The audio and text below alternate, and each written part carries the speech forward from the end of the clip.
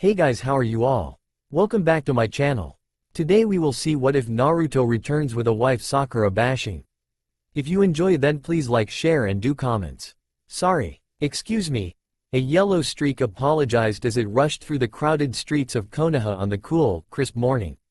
Onlookers stared in wide-eyed wonder before they could register what or who exactly it was that was disturbing them, but once they realized exactly who it was, most of them merely grinned and shook their heads before continuing their way. Look out! Naruto Uzumaki Namikaze sped through the winding roads like a man possessed. It wasn't more than 5 minutes ago that he had received news that his wife of 5 years had gone into labor. He promptly vanished before the startled eyes of his sparring partner, Rock Lee, who thought he had used a teleportation jutsu. The answer was much simpler than that, as the blonde shinobi forced as much chakra to his feet and legs as possible, disappearing in a burst of speed and a cloud of dust. In that 5 minutes' time, he had managed to cross most of the village hidden in the leaves, and was now quickly closing in on the center of town. Despite his rush, he still remembered his manners, and apologized as he blazed a trail across the town. Coming through, the hyperactive ninja yelled as he approached a rather large crowd of morning shoppers that had at time decided to visit Konoha's famous market square. Quickly assessing that situation like the experienced ninja he was, Naruto came to the conclusion he was screwed, until he spied a nearby park bench.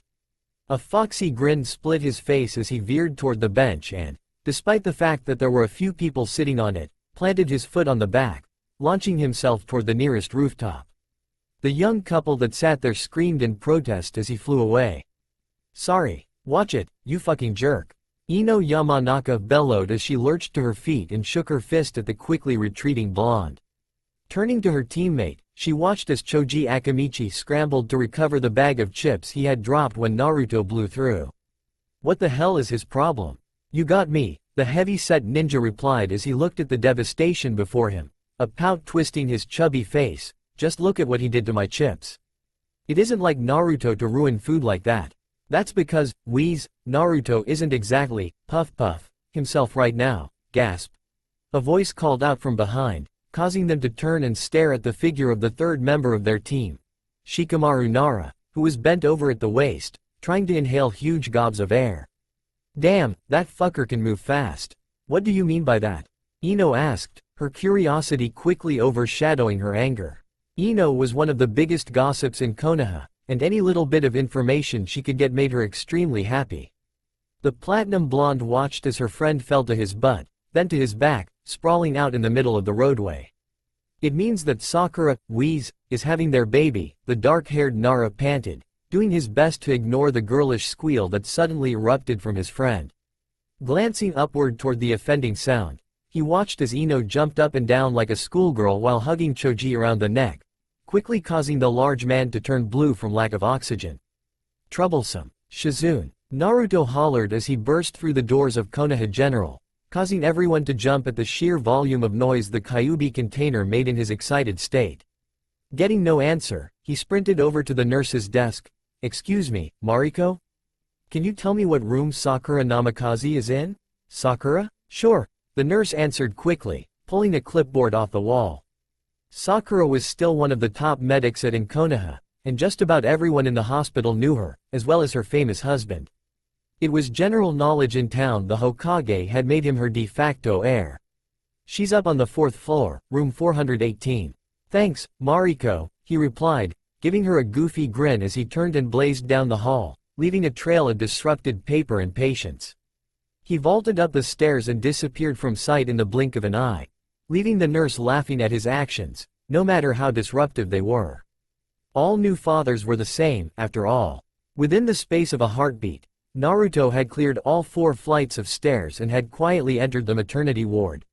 He had learned his lesson long ago about being loud and rowdy on that particular floor.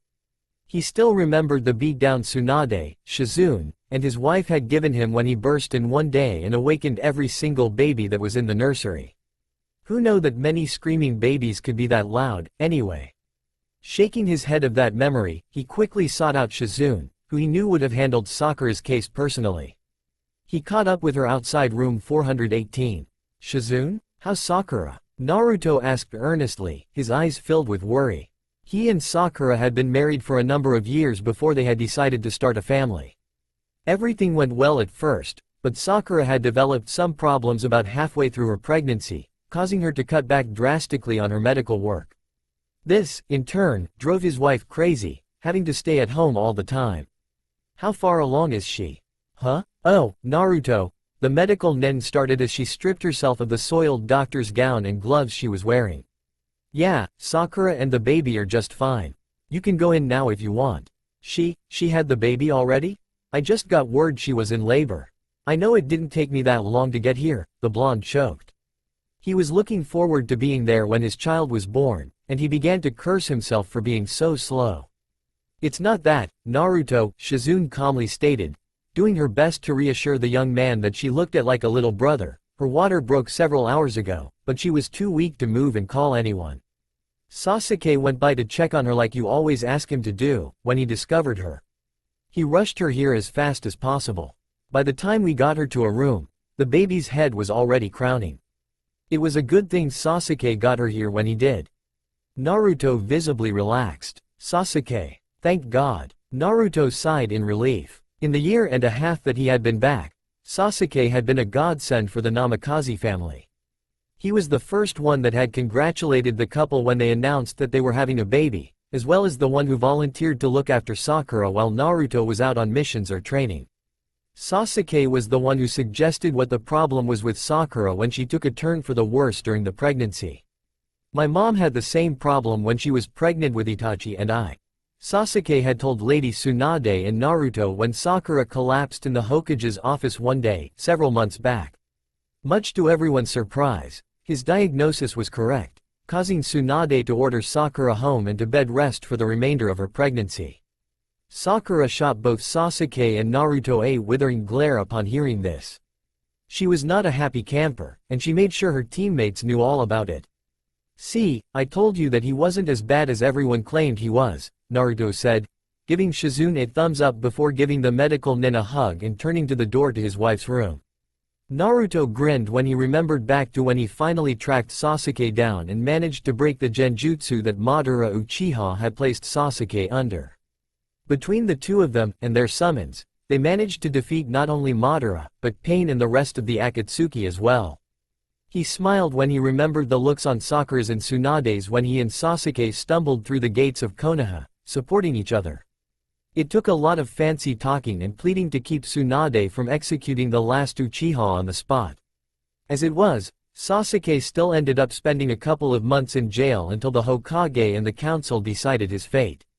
He was finally reinstated as a ninja of the leaf, but he was still listed as a genin, and would continue to be until he proved his loyalty to the village once more. Sasuke finally proved his worth when forces of Oto attacked, led by his old team. Naruto and Sasuke stood back to back outside Konoha's walls and slaughtered most of the invasion force, including the leaders Kabuto, Suigetsu, and Jugo.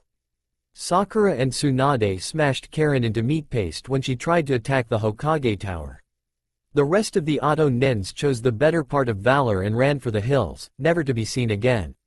Sasuke was immediately promoted to Jonin and joined the rest of Team 7 in the upper tiers of Konoha's ninja ranks.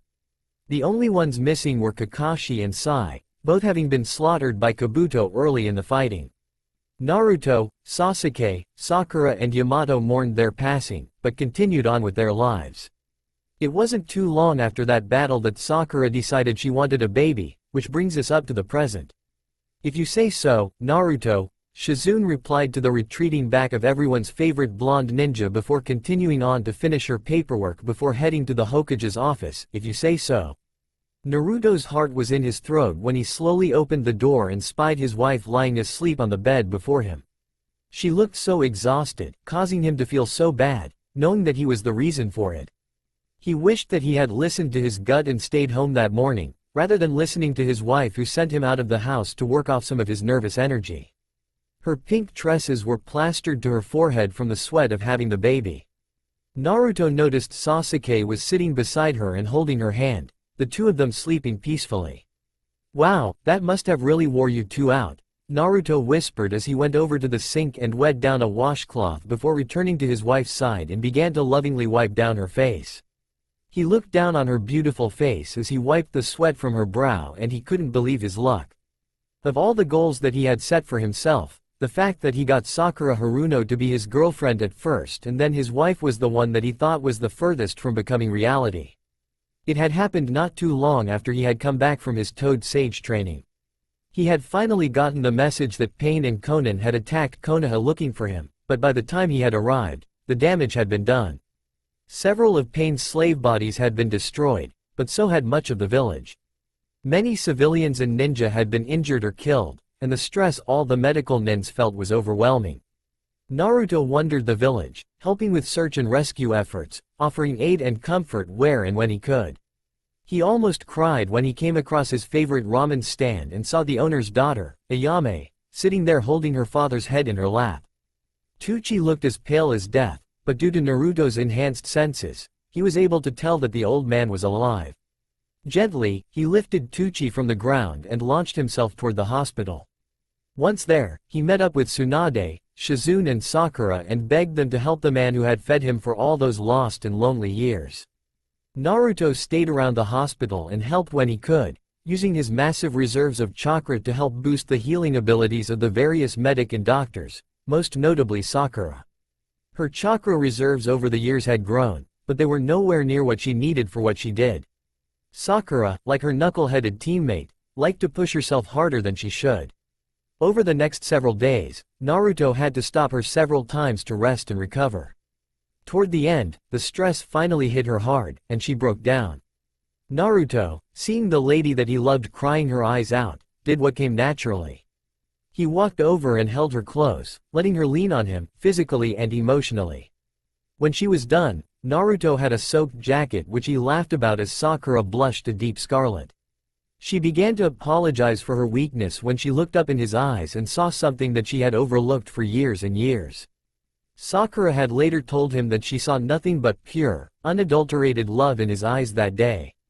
It wasn't long after that Sakura asked him out on a date. A year later, they were married, much to the surprise to all their friends.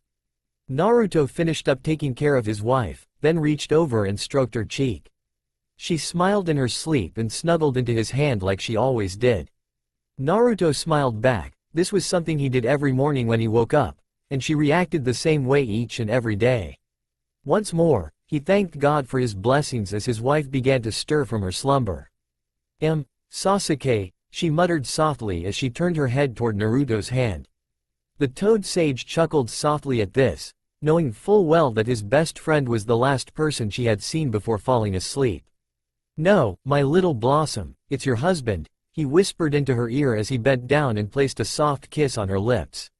Sakura slowly opened her eyes and gazed into the bright blue orbs of her mate. "How are you feeling, Naruto?" she whispered hoarsely, her throat still sore from the screams and cries of childbirth. "You made it." "Of course I did," he replied cheerfully as he grabbed a glass and filled it with ice water and a straw. He carefully placed the straw to her lips, allowing her to sip and ease the pain in her throat. "I'm just sorry I wasn't there for the birth. I wasn't there for you," he added sadly. That's okay," she said softly as she tried to sit up some in her bed, causing her husband to reach over and help her up some, propping a few pillows back behind her to help support her. "I didn't know I was going to go into labor today. I was the one that sent you out today, remember?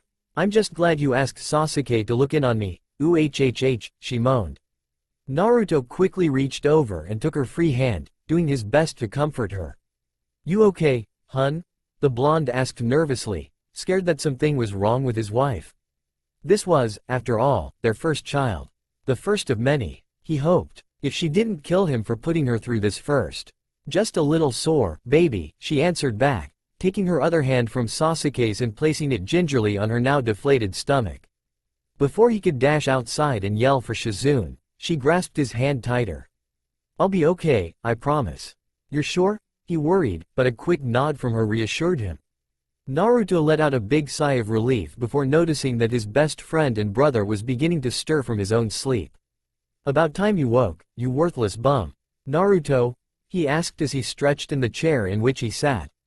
Opening his eyes, Sasuke turned and glared at the hyperactive sage that stood on the other side of the bed. "Who are you calling a worthless bum, you stinking pile of cow turds?" Naruto sniffed his armpits and clothing before walking around the bed to look the Uchiha square in the eye. What do you mean, stinking? I'll have you know, I took a shower just last month, like clockwork, he replied, doing his best to match Sasuke's harsh glance with one of his own. He failed, as a huge foxy grin split his face, one that was matched by his friend. Both Jonin clasped right hands and enveloped each other in a proper man hug. Thanks for being there for us, bro. For being here now, Naruto said gruffly, doing his damnedest not to cry. If I had lost her, lost them. I understand, man, I really do, the dark-haired Uchiha replied as he glanced past his best friend and looked at Sakura. She turned and looked away from the sight of male bonding. So, Naruto quickly broke the embrace and turned to his wife as he looked around the room somewhat. Where is my son? I was kinda hoping that he would have been in here so that I could properly greet him. Sakura's eyes widened slightly before she spoke up.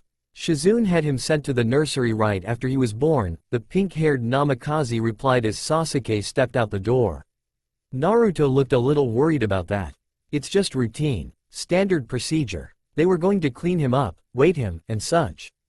Naruto nodded his head in understanding. Several minutes passed before Sasuke and a nurse walked back into the room, the nurse carrying a small, moving bundle in her arms.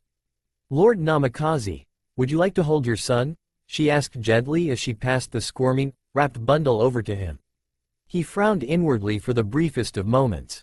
Ever since he had come back from his sage training, more and more people began to use that title with him. It was no wonder that Jiraiya had disliked it when people used it with him, it felt so false.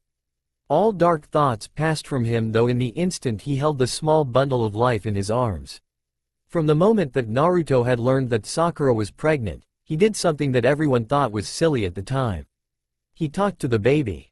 He would always fall to his knees and give Sakura's belly a hug right after he had done the same with her. He would sit and talk to both of them for hours, as Sakura would giggle at the silliness of his actions. On days that he would forget to talk to his son before he left for work, the baby would give Sakura all sorts of fits until she would track him down or until someone would drag the blonde knucklehead home to talk to the baby. After Sakura was put on bed rest, he would come home in the evening and lay there speaking soothingly to his son, gently sending warm waves of chakra into his wife's belly to help ease her and the baby's discomfort. It worked every time. That's strange, the nurse stated as she watched the small baby become still as he laid in his father's arms. He's been the busiest and loudest baby I've seen in a long time. Nothing but fussy since we took him to the nursery. But just look at him now. You are going to be one hell of a father. Naruto blushed at her statement. Yeah, he's definitely a daddy's boy, the blonde whispered as he gazed down at the precious bundle in his arms. The baby in his arms reached out with one pudgy little arm and touched his face, his little eyes still closed but a small baby smile caressing his lips. Look, he's smiling. Ah, the nurse cooed as she looked down on the little bundle of energy in his father's arms, before a look from the Uchiha caused her to frown and leave the room. I'll come back by later to take him back to the nursery. You should get to know him. Thank you, nurse. Naruto beamed as he turned back to his wife, a smile brighter than any she had ever seen before adorning his face. Look, Sakura, our son. Sakura smiled softly as she watched her husband walk toward her, their son in his arms. He sat down beside her in the chair previously occupied by Sasuke and began to study his son's features in the light provided by the lamp over Sakura's bed. Something wrong, baby? His wife asked cautiously as a strange look took over Naruto's face. Sasuke stood in the corner of the room furthest from the new family, his hands in his pockets. Naruto continued to look at his son as he began to reply to his wife. Not really. You know how a baby usually looks something like his parents? You know, like Asuma and Kurenai's little girl looked just like her mother, but had her father's eyes? The same with Iruka and Ayame's little boy. But you know, I really can't tell whose features he has. They seem so familiar, but I really can't place them, he said as he handed the baby to his wife, who had stuck out her hands to hold the little Namikaze. Well, you know, sometimes that just doesn't happen, Sakura said quickly as she took her baby in her arms, who promptly began to squirm and fuss as soon as he was out of his father's reach. Naruto began to say something in return when the blanket on the top of the baby's head fell away, revealing a head full of jet black hair. Naruto's heart tightened in his chest, realizing that something was wrong. From what he knew of both his and Sakura's family, no one in at least the past 5 generations had black hair. A deep dread began to crawl into his gut as the little baby in Sakura's arms finally opened his eyes, revealing not sky blue nor green, but black. It all began to click into place. The color of the hair and eyes, the shape of the eyes, nose, mouth, and chin. They were all unmistakable. The baby in his wife's arms, the one he had grown to love more than life itself, the one he would talk to for hours each day, the one that became the center of his universe was not his. The baby's true father was Sasuke Uchiha. What? He gasped as he looked into the eyes of his loving wife, only to see that she refused to look back into his. Please tell me it isn't true. Sakura refused to answer him. Why? He turned back toward his brother and stormed over to him. His heart felt like someone had stabbed him in the heart with a dull kunai. Why would you two do this to me? Naruto, I wish I could tell you I'm sorry for what we've done, but I can't, Sasuke said as he continued to refuse to look the toad sage in the eye. Sakura and I, we love each other. Why? God damn it, why? Naruto bellowed as he grabbed Sasuke by the front of his shirt. His heart had just shattered into 1,000 pieces, and it was worse than any pain he had ever felt in his life.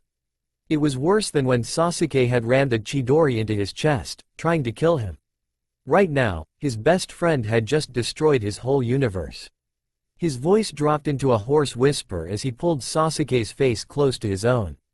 How long? Just how long have you been fucking my wife, Uchiha? God, Naruto, please stop this. Sakura begged as the baby in her arms began to cry. Naruto refused to turn back to his wife and continued to stare the Uchiha in the eye. Sasuke attempted to activate his Sharingan, but Naruto's power now far exceeded his own. Using just his sage abilities, Naruto shut down Sasuke's access to his blood limit. His normally blue eyes shifted to red with slits as his anger began to rise at the betrayal he felt.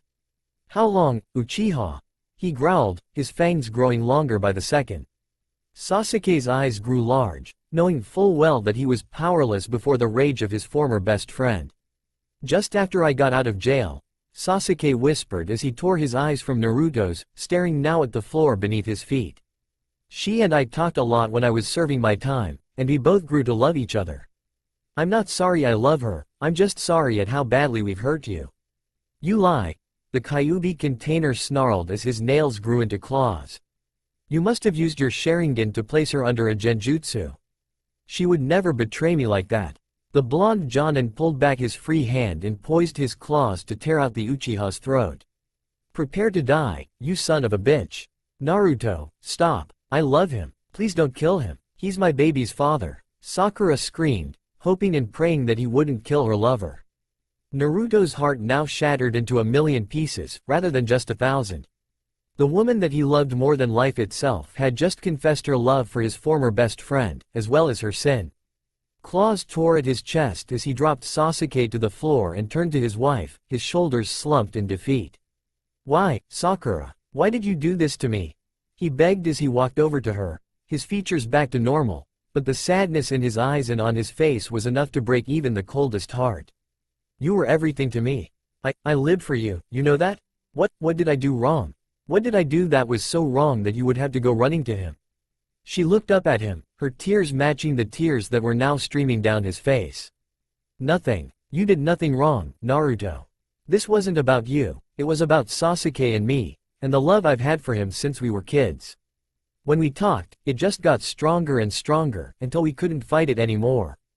I really didn't mean to hurt you, Naruto, his wife replied, her head now bowed, allowing her pink tresses to hide her face. The baby in her arms continued to cry. It wasn't about me? You're my wife, goddammit. This was damn sure about me at one point or another. Haven't I always treated you right? Haven't I always been there for you during all your ups and downs? What about the love I've held for you ever since we met? Did that count for nothing? He cried, his tears now flowing in a constant stream. What? Was I just a standby? A second choice until your precious Sasuke came back from whatever the hell he was doing? Just second best, ready to be disposed of whenever you got tired of me? Did the two of you have a good laugh at my expense, seeing poor stupid Naruto living a lie, thinking that his wife was faithful and really loved him? I did love you, Naruto, I do love you. But just not like I love Sasuke, not as strongly, not as deeply. You were always my best friend, Naruto, someone I could always depend on. Sakura explained, trying to calm her husband but still refusing to look him in the eye. But just not someone you could spend the rest of your life with. Not someone you could be faithful to. Not someone you could be a wife to. Tell me, did you ever really love me as your husband, or did you always pretend that I was him? Did you fantasize about him every time we made love? Was I ever in your heart? Sakura continued to refuse to look at him. I don't know, Naruto, Sakura mumbled softly, honestly not knowing how to answer his questions. I loved him first, but when he was gone, I learned to love you. You were in my heart, always. When I was with you, I never thought about Sasuke, much. You were never second best. But after you brought him back, the old feelings resurfaced.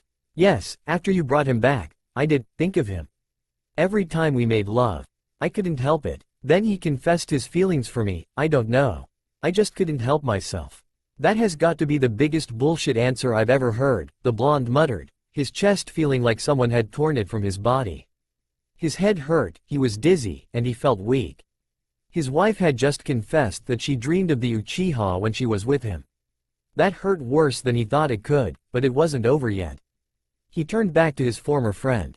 You, after all I did for you, you betray me like this. I saved you from Madara and Pain. I saved you from Tsunade and the council. They wanted to kill you the minute you returned. I begged and pleaded with them to spare your life. I was the one who convinced them to only give you a few months in prison, rather than a life sentence. I spent years of my life to grow stronger to save you and keep my promise to my wife. What the fuck happened, man? You just couldn't stand the fact I had something you didn't? The great Sasuke Uchiha was so jealous of the dead last that he had to steal his wife? Sasuke still refused to meet his eyes. Sakura, Naruto continued as he gulped great breaths of air, enough that it worried her that he was going to hyperventilate. Tears still streamed from his eyes as his voice got hoarse and quiet. How long did you know? How long have you known you weren't carrying my child? Naruto was really hoping that he could pull something from this mess, that maybe something could be salvaged from he and his wife's relationship. He looked at the both of them, as Sasuke had moved over to the other side of the bed and stood next to Sakura. Their eyes told him what he didn't want to know. Since the beginning, his wife whispered, looking down at the fussing baby, who still refused to calm.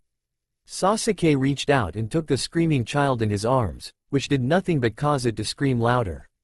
He quickly handed it back off to Sakura. Naruto's eyes widened as his heart dropped even further than it had previously. Okay, so you planned this all along, he said softly, as all the heartache and pain leaked into his voice. You knew you were pregnant with his child, and you knew how I'd react. I guess you just wanted to see the look on the idiot's face when he found out, huh? I hope you enjoyed it. Just tell me, how did you know? His wife sighed. I promise you, baby, that I never wanted to hurt you, she cried softly, but we knew it couldn't be helped. Being a medical nin, I knew the day that our baby, Sasuke added, causing the Namakazes to glare at him. The baby was conceived. I knew who the father was because, well, you know. Before I could say anything, Otto attacked. I told Sasuke afterwards about the baby, then I got with you and told you I was ready to start a family, she concluded, exhaustion beginning to take its toll on her. Her face grew pale, and she began to feel weak, but she continued to hold on to the baby securely. So, you purposely had me believe that another man's child was my own. You knew how much I was looking forward to being a father. You knew how happy your news made me. I never had a family, I guess I never will. Naruto's head hung low, his eyes hidden from view. He walked over to Sakura and the baby and reached over and gently rubbed the child's cheeks, causing the baby to immediately become quiet once more. A sad smile crossed his face as he looked down on the smiling newborn. Little one, in the 9 months that you were in your mama, you made me that happiest I had ever been in my entire life. I loved you so much that I would have done anything for you, even giving you the stars and the moon. But now, well, I want you to be happy with your parents, and be a good little boy. I won't be bothering any of you anymore. Naruto? His wife asked, a strange pleading look in her eyes. Naruto tried to be civil, but it just wasn't in his heart.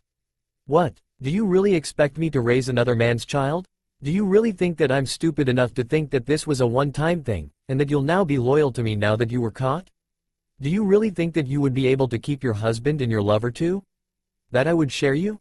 Sorry, Sakura, but it doesn't work that way. I'm going to take myself out of your life so that you, Sasuke, and the baby can be a family. You won't have to worry about Naruto Namikaze anymore. With that, he gave his wife, his former friend, and their child one last sad look, and then walked out the door. Sasuke and Sakura were next to each other in stunned silence, but the baby had no problem making any sort of noise whatsoever. The moment that Naruto left the room, the little one screamed louder than it ever had before. Sakura worked and worked to calm him, but nothing worked. Oh my god, Sasuke, what are we going to do? She asked her lover, who looked as lost and clueless as she felt. What about Naruto? I don't know, hun, I really don't know. Naruto slowly walked out of the hospital and down the street, his head down and his hands in his pockets. He wasn't paying attention to where his feet were taking, mainly due to the war that was raging within his mind. He was blind and deaf to everything around him. That bitch. That lying slut. That fucking whore. Let me out. I want to rage. Kill. Kill. Kill. The Kyuubi screamed down in the depths of Naruto's mind.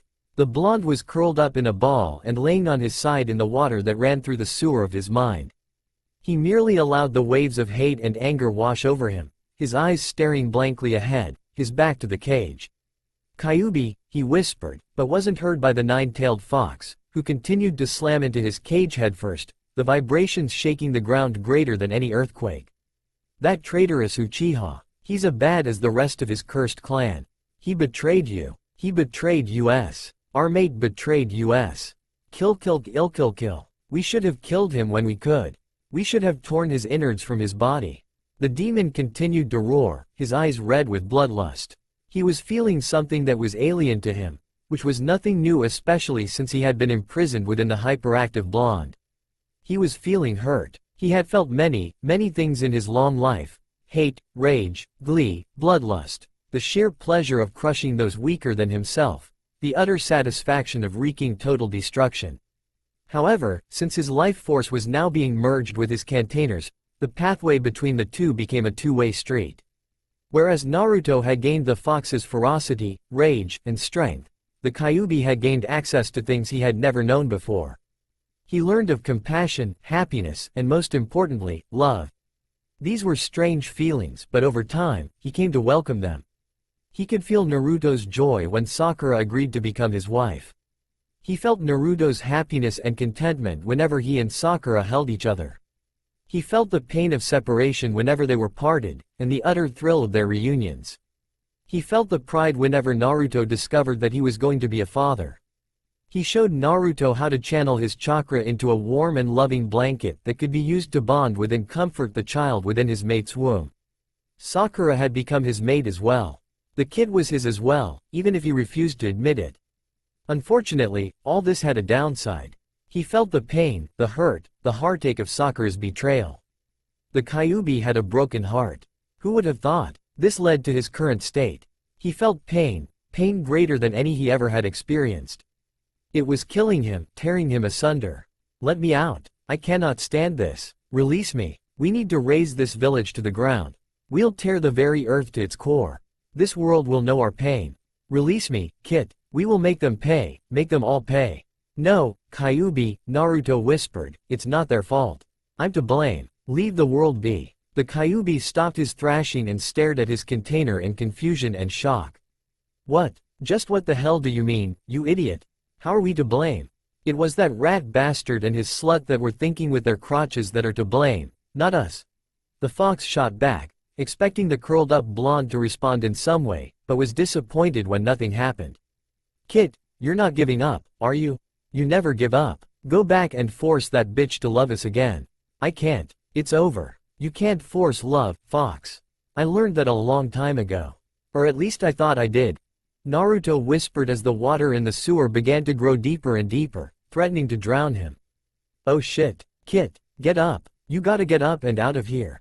If you die in here, your mind will be gone, and then we're of no use to anyone. We'll just be an empty shell, taking up space and good for nothing. Kyuubi admonished, reaching through the cage as far as he could, nudging the unresponsive blonde with one claw. Too late. I'm already good for nothing. Sakura's mother was right. I'm nothing. I'll never be anything. I'm not even a father anymore. He muttered as the water rose higher and higher. Damn it, what about your dream, Kit? What about being Hokage, just like your father? What about protecting everyone who is precious to you? What about that, huh? Kyuubi asked, doing his best to rouse his jailer from his current state. I was willing to give up on my dream just to be a husband and father. Just to have a family. Now, I'm neither. Let me go, Fox, he sobbed meekly, as the water began to creep over his mouth and nose. Hey, Naruto, a familiar voice called out, automatically drawing him from his mindscape. Huh? He asked as he looked up and saw who was calling to him. Ino was standing in front of Ichiraku's ramen stand while her two teammates sat on stools behind her, happily eating their noodles. She was waving frantically at him. How's it going? She hollered out, causing Shikamaru to cringe. Oh God, not her, not now, he mentally begged, but to no avail. He plastered his silly grin on his face and waved back at her, greeting her warmly. Or at least he thought he did. Instead, he turned to her, his face fallen, his tears still pouring down his face, his eyes no longer their normal bright blue. They were dull and lifeless. He struggled to pull one hand from his pocket and raise it. Hi, he whispered so softly that Ino almost missed it. Her eyes grew large as she saw the absolute devastation and despair that was etched upon his normally happy and annoying face. His chin quivered as he struggled in vain to contain his emotions. Dropping his hand, he slowly turned back toward the path and began to shuffle back down it once more. He disappeared before Ino's startled eyes in a gust of wind. What the hell was wrong with him? I've never seen him that down in the dumps before, even when Jiraiya died? Oh my God. Ino yelped as she turned back to her friends, her hands covering her mouth. She turned deathly pale and began to tremble uncontrollably. Choji and Shikamaru turned back around to her as soon as they heard her outburst. Ino, what's wrong? Choji asked, his eyes filled with concern for his blonde teammate. She continued to tremble until he and Shikamaru stood up and placed their hands on her shoulders. Naruto, he looked so sad. He looked worse than he did when his sensei died. Something must have happened to either Sakura or the baby. Come on, we gotta get to the hospital. She screamed as she shook off their hands and leapt full speed toward the hospital, her teammates right on her heels. Naruto slowly opened the door to the house he and his wife had, until very recently, so happily shared. It hurt his chest to walk through the doors and to see all the memories that they had made in the past 5 years. It's all fake. It's a joke. It's all false, he muttered sadly as he walked to their bedroom, but was sidetracked when he noticed the door to the nursery was slightly ajar. His breath caught in his throat as he gently reached out and pushed it open all the way. He looked in, as a sad smile formed on his face. In the corner stood the baby bed that he and Sakura had taken such care in picking out. Next to it was the changing table and the dresser that they gotten to match the bed. The walls were painted a light blue, and had pictures of small forest animals painted in various places around the room. Naruto chuckled when he remembered hiring Konohamaru and his genin team to paint the room, as a D-rank mission. He never would have thought that his little brother would have had such an eye for detail. Over in another corner stood the little wooden toy box that Yamato had made for them. It was overflowing with small stuffed animals that their friends and family had given them for the baby. It hit hard just then. This was originally his parents' house, and it had been given to him as a gift from Tsunade when he and Sakura got married. The room before him was the same room his parents had prepared when his mother was pregnant with him. Neither they nor he had been able to use it, and now the irony of it struck him like a bolt from the blue. This room would never be used. It was cursed. Every time it was made ready for a baby, something happened. The same curse struck him that had struck his parents. He broke, roaring with rage. All the beasts of Konoha and its forest answered in kind, as their howls joined his. The citizens were unnerved as the cacophony from nature raised the hair on the back of their necks, and caused the weaker of the to fall to their knees. In the Inuzuka compound, the dog handlers were at a loss as to what was causing the commotion. Naruto slid to the floor, his energy spent as great sobs racked his body, tears flowing greater now than they had previously.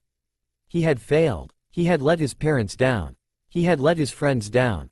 He had let his village down. Worst of all, he had let himself down. Please, Kit, stop, Kyuubi begged, tears appearing in his eyes for the first time in his existence.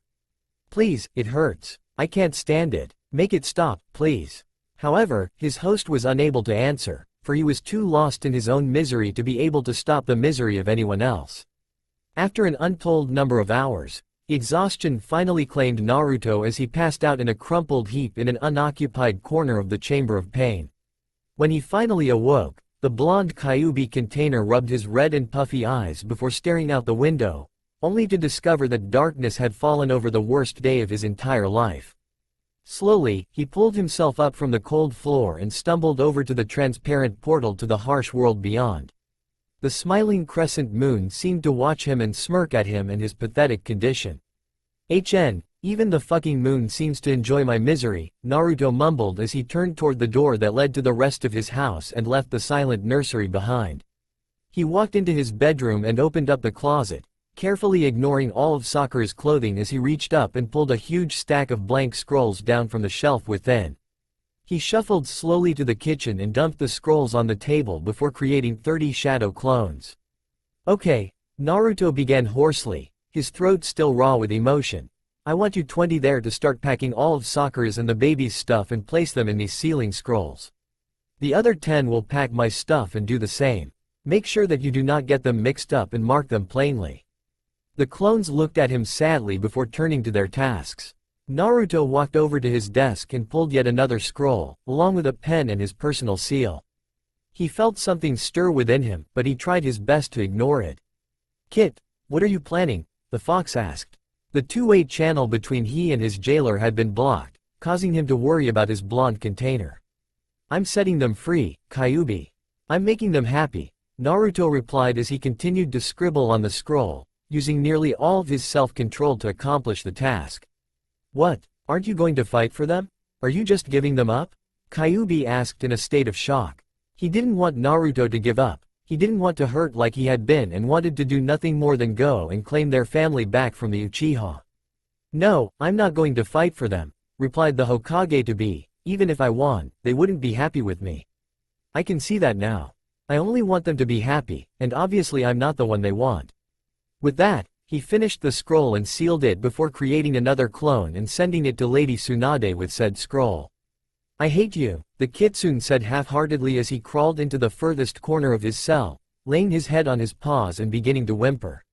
I know, I'm used to it, Naruto replied sadly as he watched his clones slowly empty his house of the memories that he had accumulated over the past 5 years. Ino was very troubled as she and her teammates walked back from their visit to Konoha General. As quickly as they could, they had ran to the hospital to see if Sakura and the baby were alright, only to discover that both were physically fine. Ino looked over and saw the baby in his mother's arms and just had to rush over and check him out. He was the cutest thing Ino had ever seen, and even Choji was quickly wrapped around the little baby's finger. When Ino turned toward Shikamaru with the baby in her arms, she quickly noticed the disgruntled look on his face. What's wrong, Shika? He won't bite, you know, she beamed as she walked over to the Nara heir and held the baby for him to see. Her teammate quickly glanced at the baby and just as quickly glanced at Sasuke, who was standing by the bed next to Sakura. You bastard, Shikamaru seethed quietly through his teeth as he continued to stare at the head of the Uchiha clan. Sasuke quickly looked away from the Nara, becoming most interested by the pattern of the floor tiles. Ino was shocked beyond belief. Shikamaru. Ino barked as quietly as she could, holding the baby closer to her chest. How dare you say something like that about the baby? Flames shot from her eyes as Shikamaru looked back down at the sleeping bundle in her arms, his eyes and face softening slightly. Not him, Ino, Shikamaru replied as he looked up into her cornflower blue eyes and pointed to the Uchiha behind her, him. Ino rapidly spun and looked over at the dark-haired man. Sasuke? What about him? Ino asked, puzzled. Choji got what Shikamaru was saying and quickly stepped over to the side of the room, not wanting to be in the line of fire. Troublesome. Ino, not even you can be that blind, the Nara stated as he crossed his arms once more. Take a close look at the baby again and tell me who he looks like, Sakura or Naruto. Well, she answered as she looked closer at the baby's features. Her brows furrowed as she did everything she could to figure out the answer to Shikamaru's riddle. Giving up, she merely shook her head. I give up, I can't tell. Who does he look like? Choji said softly from the side. Why did we come here in the first place? Well, duh, to see if Sakura and the baby were okay. The blonde answered as she looked back at her pink-haired friend that still looked awful pale from her ordeal. Sakura's eyes seemed dull and lifeless, refusing to meet hers. And why did we come here to check up on them? Shikamaru asked, his eyes still locked onto the Uchiha. He was fighting the urge to pull out a cigarette and light up. What a fucking drag, he thought. Because how upset Naruto was when we saw him earlier, the Yamanaka girl answered, getting frustrated at the questions and the situation. She unconsciously blew at the blonde bang that fell in front of the right eye. So if the two of them are okay, then why was Naruto so upset? Choji asked softly as his eyes turned back to the couple that didn't seem to want them to connect the dots. I don't know. That's what we're here to find out, right? And what does this have to do with who the baby looks like? What color is his hair? Shikamaru asked, his teeth gritting with anger at the Uchiha. He wanted to punch him out so badly that it hurt, then he wanted to go and check on Kurenai and her daughter. Whose hair? Ino asked innocently, still not putting the pieces of the puzzle together. The baby's. Shikamaru barked back, rather exasperated at his blonde teammate. Huh? It's black, why? She asked, then a puzzled look crossed her face. Wait a sec, Naruto is a blonde and Sakura has pink hair. So why does the baby have black hair? Oh shit. She exclaimed, which promptly awaked the tiny bundle in her arms. Black eyes shot open as an ear-piercing wail of a magnitude unknown to any of them ever before assaulted their ears. Damn it, Ino. We just got him quiet and asleep before you came in, Sakura said tiredly as the blonde quickly handed the thrashing bundle over to his mother. The pink-haired medic began to rock and coo at the baby, doing everything she could think of to comfort the little one in her arms. Shikamaru and Choji made a beeline for the door, only to be grabbed by their collars by a furious blonde and dragged back into the room. Oh hell no, we're not going anywhere until we get some answers. Ino growled in a voice that caused her friends to cower in fear in the furthest corner of the room. After about half an hour, the baby finally calmed back down and went back to sleep, much to the relief of everyone else on the floor. Alright you two, Ino said to Sasuke and Sakura, who knew they were trapped without any possibility for escape. What the hell happened? Well, it's kinda like this. Sakura began to tell her tale, which after many interruptions and side discussions, lasted several hours. Ino, Choji, and Shikamaru, utterly disgusted by their friend's actions, finally left the small family alone for the night and went to their favorite barbecue restaurant and mulled over everything that they had learned. Ino, are you okay? Choji asked as they walked from the restaurant toward their respective homes. Ino, not realizing that she had zoned out on them, was startled at the question. Huh? Oh, yeah, Choji, I'm okay. I'm just still trying to sort out everything that we heard today, she replied, focusing on her large friend. A look of sadness crossed his face. Yeah, it's a real kick in the nads, he responded. He was having trouble believing what had happened. I always thought Naruto and Sakura were the perfect couple. They always seemed so happy and so into each other, Yeah, Shikamaru added as he took a drag from his cigarette and exhaled sharply from his nose. It just goes to show you. Life has a way of fucking you over when you least suspect it. I wonder if what we saw from the Namakazes was just an act. Did they really hate each other and fight like crazy when nobody was around? Did they really hate each other? Ino violently shook her head, her blonde ponytail whipping around in a frenzy. No, Naruto was happy. I always saw him smile, a really one. Not that fake one he always plastered on his face when we were kids. She vehemently defended. Sakura loved him too. It all went to hell when Sasuke came back. Flames once more shot from her eyes. Sasuke's not the only to blame, Ino, Shikamaru responded, shaking his head sadly. Ino turned to glare at him. Sakura must bear some of the responsibility as well. Yeah, it takes two to tango, Choji added sadly. I feel so sorry for Naruto. I just can't imagine what he's going through, losing his wife and his son to his best friend. If I ever lost Aoi like that. He shuddered at the thought of his girlfriend leaving him. They met when she was hired as a waitress at his family's restaurant and had been dating for a year now. The two of them were just now beginning to talk about marriage and settling down. Yeah, same here with Tamari, Shikamaru agreed, feeling a pain in his chest at the thought of Tamari leaving him. It was something he didn't want to think about. Ino looked at him from the corner of her eyes, marveling at the rare display of emotion that was so evident in his voice. That must be why I reacted so badly back there. Now maybe you'll see how Tamari feels when you spend so much time with Kurenai and her kid, she said gently as she placed her hand on his arm. Shikamaru nodded his head softly, his eyes downcast. Well, guys, I'll see you two tomorrow, Shoji said as they came to an intersection in the road and turned off to head back home. A sad smile crossed his face as he waved goodbye to them, the smiling crescent moon watching them over his shoulder. Alright, night Shoji. Ino waved back to her friend before she and Shikamaru turned back to their journey. They walked for another 5 minutes or so before they noticed a familiar figure walking slowly toward them, a scroll in his hand.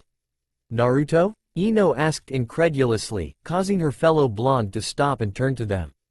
The look in his eyes shattered Ino's heart. All life was gone from them. Huh? Oh, hey guys. Nah, I'm just a clone, the shadow clone replied as he regarded his friends. Boss is still at home, getting things together. Why did he send you out? Shikamaru asked, his curiosity getting the better of him. Ino was wondering about that as well. He's sending me to the Hokage with this, the clone answered as he held the scroll up. The Nara recognized the official Namikaze seal set on the scroll, causing him to scowl somewhat. Is that what I think it is? Shikamaru queried, causing the clone to nod in agreement. Troublesome. Very troublesome, not that I can blame him though. Ino looked on, rather confused. What is it, Shika? Her friend shook his head sadly. It's not for me to say, Ino, it's not for me to say, he said sadly, causing his blonde teammate to worry. Well, I gotta go, Shadow Naruto said as he began to walk away from them, before turning back. Hey, Ino, can I ask a favor? I know it's kinda out of your way, but can you go and check up on the boss? I'm worried about him. Yeah, sure, Ino replied, thinking it was strange for a clone to express concern for its creator. It's not too far from my house, and it's on Shika's way anyway. We'll check up on him. Great, thanks a lot, he said as he began his journey once more. Ino and Shikamaru looked back him before resuming their own. Naruto looked around at his now empty house. His clones had followed his orders to the letter. Everything was packed up into the ceiling scrolls. Every dish, every bit of furniture, every picture, every stitch of clothing, every weapon, every single thing was sealed. The house was now empty and barren, save for he and his remaining clones. It was like the very soul had been sucked from the house.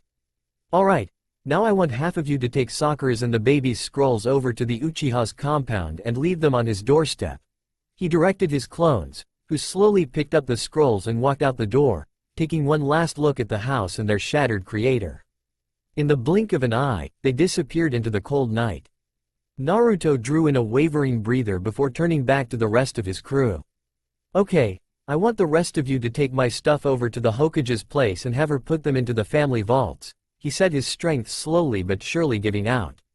The volume of his voice was sinking, causing some of his clones to look at him with concern.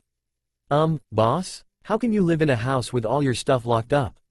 There's not even a bed or bedroll in here for you to sleep on. Why don't you keep the scroll out with your camping stuff and at least sleep comfortably tonight? One of the Shadow Narutos asked as he looked at his creator, who looked dead to the world. Naruto merely smiled at the concern his clones were showing for him. That's okay, guys. For one, I'll never sleep in that bed again. Don't worry about me. I'll sleep comfortably tonight. The floor's not that hard, he replied, trying to force a smile on his face and a chuckle in his voice. It didn't work. With a wave of his hand, he sent his clones out on their mission. Kit, what's going on? The Kyuubi asked, getting really worried about the mental state of his host. Naruto had managed to shut down the two-way communications between the two of them, so he had no idea what Naruto was doing, nor what was going on in his mind. Kyuubi was once more locked totally within his seal. You're beginning to scare me, Kit.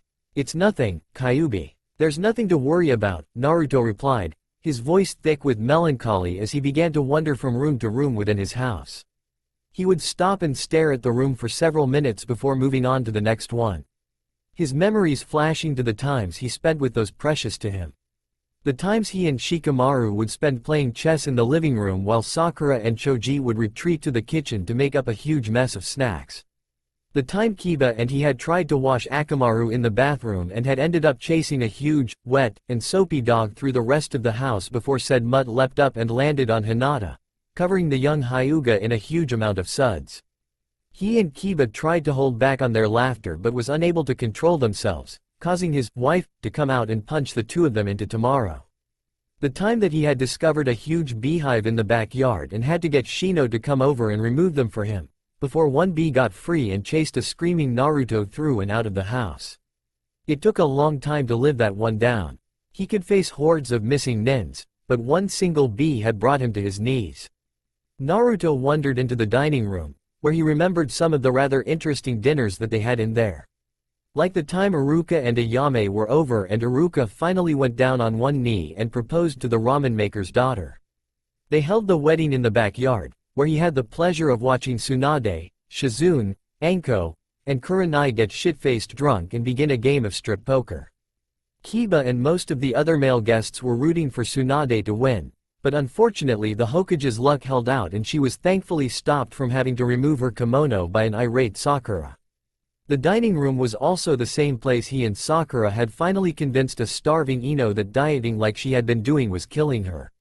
He had finally forced her to sit down at the table and eat a huge bowl of ramen one day when she had come over and passed out from her obsessive behavior. She screamed and clawed and fought, but he had finally forced her to eat the whole bowl and then convince her that she was a very beautiful woman. He was able to drag the reason why she had such a poor self-image and reminded her that no matter what one self-important guy may have said, she was not fat. It took a while and a lot of talking and training, but they finally got her to a good weight. She was much healthier now than she ever had been before. Too many fucking memories, Naruto muttered as he shuffled further back into the house and looked back into his bedroom, his memories assaulting him again. It was where he and Sakura had consummated their love for the first time. It was where the two of them would stay up into the wee hours of the morning, making plans for the future, talking about what they wanted to accomplish in their careers. It was where they discussed having children. It was where the baby was conceived. Just not by him. Naruto's eyes stung with tears as he grimaced and spun on his heel, tearing the door from its hinges as he stormed from the room and retreated into the nursery. Tears were now blinding him as he stumbled over to the furthest corner of the room and collapsed against the wall, sliding down to the floor. Naruto turned to his left and saw a picture of a cute little fox that had been painted there, the little kitsune sitting there and smiling at him. Mocking him. "Fuck you," Naruto snarled as he turned his head from the little chibi fox and tore his headband from his head and hurled it across the room, effectively burying it in the opposite wall. His strength gone, his heart broken, his spirit destroyed, he loosed a great terrible sigh. Closing his eyes, his head fell forward as he felt the slight sting travel up his arm, causing a flare of warmth to flash across his being before darkness and cold began to overtake his consciousness. "Kit, what the hell?" Kyuubi screamed, rattling his cage and tearing desperately at the seal. "I'm tired, Kyuubi. Good night. Ino, you sure you want to do this alone?" Shikamaru asked her as the two of them stopped in front of Naruto's house. She stood there and crossed her arms and glared at her friend. "Yes, I'm sure. We're talking Naruto here, I don't think I'm going to be in any danger. He's a friend and I owe him big time, so I think I can try to help him in his time of need," she replied, blowing the bang out of her eye once more. Shikamaru looked at the doubt clearly evident in his eyes. "Besides, you really need to go see Tamari tonight, and I've held you up too long to begin with. Now go." "Shoo. All right.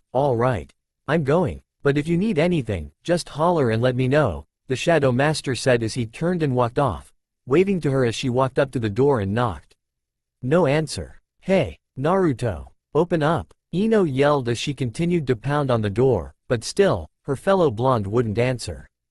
Growling in frustration, she reached up over the doorframe and tapped a certain spot, causing a small panel next to the front door to open.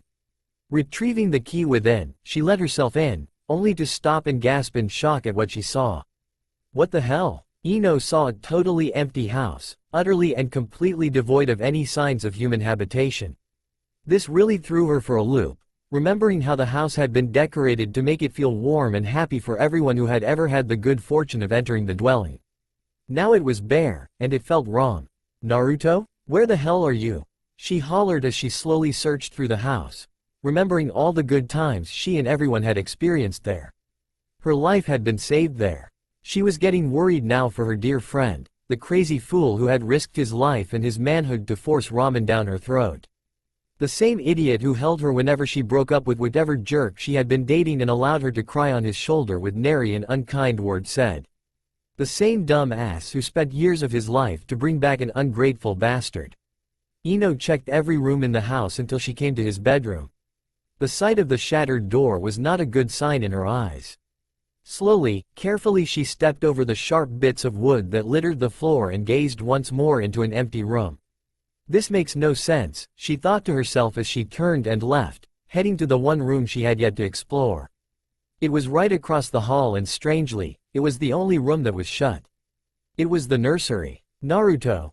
she barked as she burst through the door. "What the hell happened to your house?" The words died as her senses tried to make sense of the scene before her. She thought, for the briefest of seconds, that she was hallucinating until the smell hit her. It was thick, and it was powerful. "Oh, my God, Naruto. Come in." Tsunade barked as she lifted her head from her desk, her head pounding slightly from the ungodly amount of sake she had consumed earlier in the day. The loud knocking on the door hadn't helped the situation. She looked up as the door opened and watched her hand-picked successor walk into her office. "Hey, Naruto, how's the family?" Lady Tsunade, Shadow Naruto said as he walked up to her desk and stood before her stiffly. The Hokage was a little startled that the annoying blonde was actually acting respectful for once. He never called her lady, it was always granny or grandma. "I need to give this to you." "What's wrong, Naruto? I thought you would be with Sakura and your baby right now." "What could be so important that it couldn't wait until morning?" the elder blonde asked as she reached out and took the scroll from his hands. Shadow Naruto refused to answer her, but continued to look down at the floor, flinching rather significantly when his family was mentioned. The scroll will explain everything, Lady Hokage," the clone responded dejectedly, never raising his eyes to meet hers.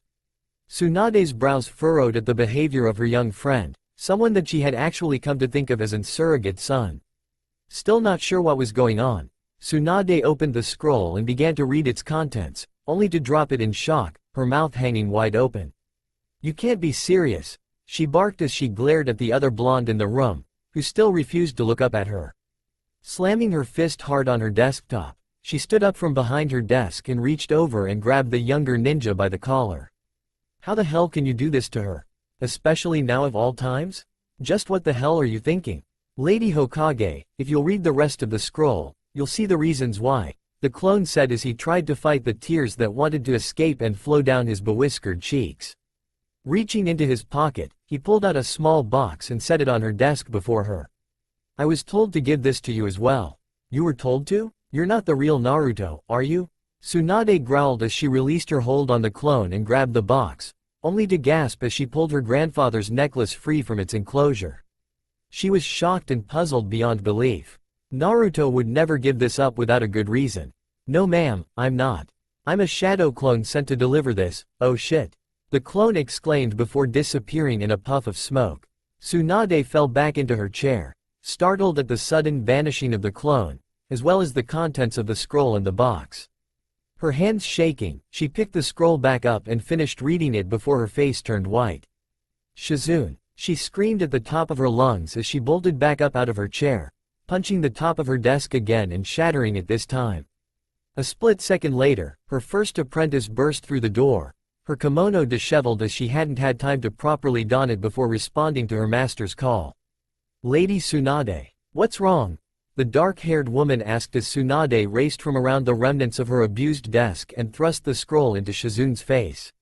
"What's this? You tell me," the Hokage said through gritted teeth as she crossed her arms and waited for her assistant to finishing reading the document. She watched Shizune's eyes widen as realization stuck. A divorce petition, brought by Naruto Uzumaki Namikaze against Sakura Uzumaki Namikaze ne Haruno on charges of infidelity and mental cruelty, listing Sasuke Uchiha as co-defendant on the charge of alienation of affection. I'm not surprised. Shizune sighed as she looked up from the document and looked into her master's widened eyes. You knew? Tsunade seethed as she allowed her anger at the situation build up within her. Shizune blanched as she raised her hands up, waving them in defense. No, not exactly, anyway, Shizune explained as she collapsed into a nearby chair, dreading having to tell her friend face to face what she had suspected. As you know, Sakura had her baby today. Well, I was the one who delivered it for her, and I noticed several things. First off, Sasuke seemed a little more worried and upset than he should have been had he just been a friend helping out. Second, the baby was born with a head full of black hair. Lastly, the baby's facial features matched the Uchihas, each and every one of them. I wrote it all up in a report and placed it on your desk today before you went to lunch. Tsunade blushed in embarrassment at this, for she had dumped everything that was on her desk today into the largest drawer she had and locked it up before she began her drinking binge. Ah crap, Tsunade cursed as she pulled the file folder out of the ruble of her desk. Opening it up, she saw that there was indeed a highly detailed report on the birth of baby Namikaze. Shit, this isn't good. Not good at all. Look what Naruto sent back to me. Shizune began to tremble when she recognized the necklace. What does it mean, Tsunade? The apprentice asked, trembling in apprehension. Tsunade shook her head and sighed. I have no idea, Shizune. Come on, we need to go talk to Sakura and let her know what's going on. Then we need to go and find that knucklehead, Tsunade replied as she walked out the door, heading for the hospital. Let's just hope that idiot doesn't do anything stupid. Poor Naruto, Shizune whispered as she followed her master. The scene before Ino was like something right out of Dracula's wet dreams. The air was thick with the scent of blood, and it was no wonder. The crimson liquid was thick and sticky across the floor, forming a pool that easily engulfed half of the floor. Arterial spray covered the walls and ceilings, turning the light blue nursery into a tie-dyed room of horror. Ino stood there in shock as the realization of what had happened struck her like a freight train. However, it was what was in the middle of the scarlet pool that caused the young Yamanaka to gasp in horror. Oh, my God, Naruto! She screamed as she dashed into the room just in time to see him plunge a kunai straight into his own chest. From the looks of things, it wasn't the first or even the fifth time he had done so. So intent she was on rushing to his side, she forgot to remember that blood was a liquid, so the moment that she stepped onto that ever-growing lake of red she slipped and fell on her backside, sliding clear across the room and slamming into the wall right next to her morbid friend. What the hell are you doing? Ino yelled as she sat up the best she could and began to check Naruto over, trying to see the extent of the damage. She was covered in a thick layer of blood, matting her hair to her head and face. Reaching up, she flicked her wet hair from her face and began a diagnostic jutsu as she reached down and forced open one of his eyes. They were cold and lifeless, but Ino knew he was still alive due to the torrents of crimson humor that poured from his wounds. She counted at least 10 separate stab wounds to his torso, as well as 3 huge cuts on his left arm that ran from his wrist to the crook of his elbow. They seemed to have been partially healed, but blood still oozed from the gaping chasms that he had opened. Ino, Naruto croaked as he finally acknowledged her presence. He stared at his fellow blonde through dull eyes. You look like shit? Ino smirked and snorted at his attempt at humor. Well, yeah, you don't look too hot either, she replied as she worked on healing the worst of his wounds, only to have him try to push her back rather ineffectively with his mutilated arm. Naruto, stop it, I gotta get you stabilized so we can get you to the hospital. Listen to her, Kit, the Kyuubi yelled as he ran around his cage, pouring his chakra left and right, doing his best to heal the wounds his container had inflicted upon himself, as well as trying to replenish his blood supply. Naruto had already lost 3 times as much blood as a human held in their body, but thanks to the Kyuubi, he was still producing more and more, not dying as he had hoped to do. Come on, Kit, we gotta live to show all the motherfuckers that they can't get to you. We're too strong to fall for their bullshit. You're wrong, Fox, Naruto whispered as he gathered what little strength he had left into his right arm. He tensed up as Ino leaned over him and tried to heal the stab wound that was closest to his heart. Hey, I know I'm gorgeous, but this isn't the time to hit on me, silly, Ino teased as she moved her crimson-stained hands over the gushing wound, pouring healing chakra in as fast as she could. Besides, you're a married, Naruto. Ino screamed as the friend under her care plunged the kunai straight into the seal on his stomach. Inside Naruto's mind, the Kyuubi screamed as a metaphysical blade plunged into his cage from above and pierced his side, sending him into fits of agony and throwing him to the floor of his cell. Tears poured from his eyes as he struggled to stand once more, chakra still pouring from him to his container's wounds, just not as much as before. "Damn you, idiot!" the kitsune growled before falling to his belly, chakra still pouring from him to heal Naruto. "Naruto, what are you doing, ah?" Ino yelped as she pulled the kunai from his belly, only to have it slice across her own stomach. It wasn't deep, just a flesh wound, but it caused her bleed like a stuck pig and broke her concentration. She struck his arm and sent the kunai flying across the room, sticking it in the wall furthest from them. "God, Naruto, do you really want to die that badly?" The dying ninja looked up when he heard his friend cry out, and saw the slash mark across Ino's perfectly toned stomach. He heart fell once more as tears began to pour from his eyes once more. He had hurt his friend and hadn't meant to.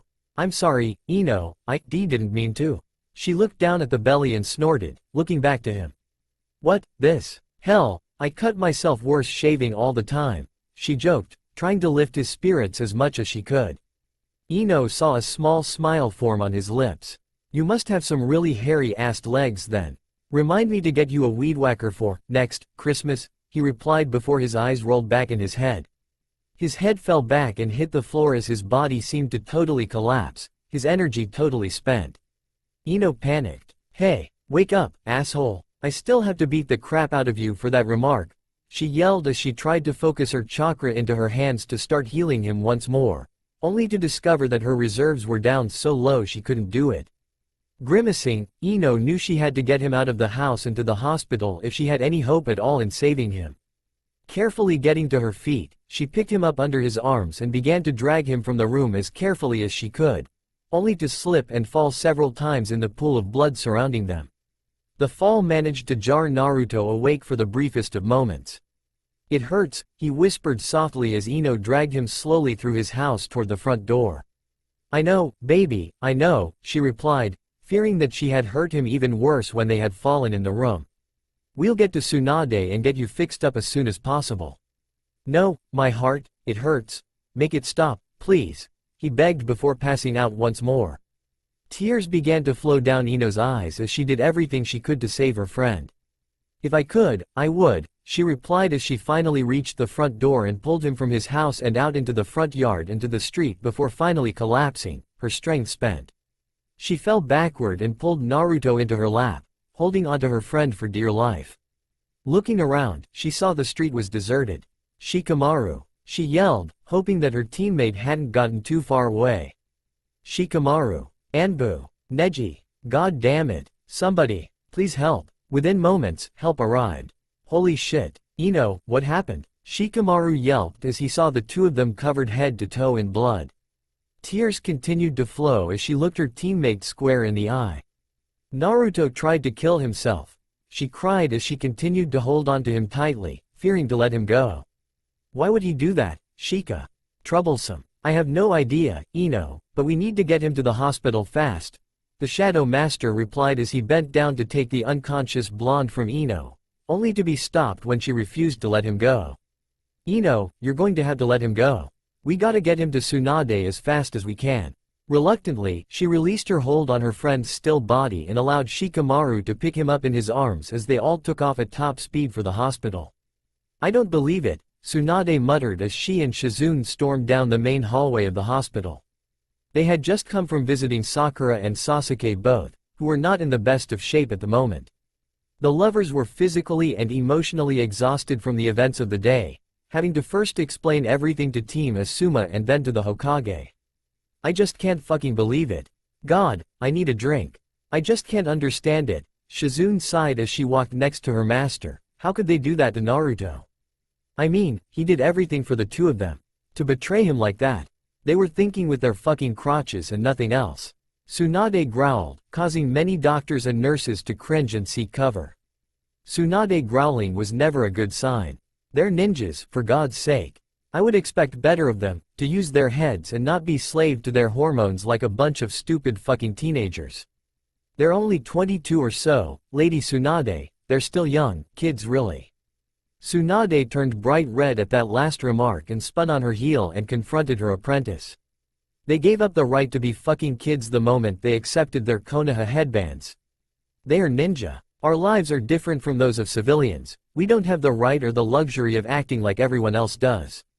My god, we are trained since an early age to kill. You can't get much more serious than that. I would expect all my ninja to act as such, not as some damn animals in rut. The blonde barked before she turned back around and began to head back out the way they came. Shizune, first thing tomorrow morning, I want all fitness reports and personnel files on Sasuke Uchiha and Sakura Namikaze on my desk for immediate review. I knew we should have killed that bastard. Yes, Lady Hokage? Shizune began to reply when the front doors burst open, revealing a very agitated Ino Yamanaka, followed closely by Shikamaru, who was carrying a body in his arms. Somebody, help us please, Ino screamed, looking like the victim of a movie slasher, covered in blood head to toe. Her eyes were wide in desperation as she scanned the assembled staff before they alighted on the Hokage. Lady Tsunade, thank God, he's hurt really bad. Who's hurt, Ino? Tsunade asked as she instantly went into medic mode and strode over to the horrific-looking blonde, trying to look her over for wounds. What's going on?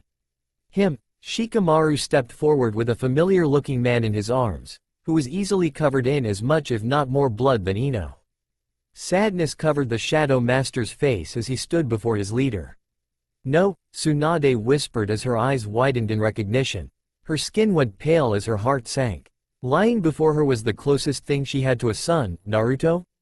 Oh god, baby, what happened to you? Shizune, get me a gurney and clear an operating room, now. Tsunade barked as she took the limp form of her child from Shikamaru's arms and spun around, placing him on the gurney, which had appeared from nowhere. You too, follow us and tell me what the hell happened. Ino filled her in on what she had found and what Naruto was doing as they raced to the operating room, causing Tsunade's heart to break, thinking about Naruto hurting so much that he wanted to end it all. When they hit the doors of the operating theater, Ino and Shikamaru stopped and took seats in the waiting area as Shizune, Tsunade, and several of her most trusted assistants continued on and began the work of saving the Kyuubi Cantainer's life. Several hours passed as Ino and Shikamaru carried on their vigil outside of the operating room.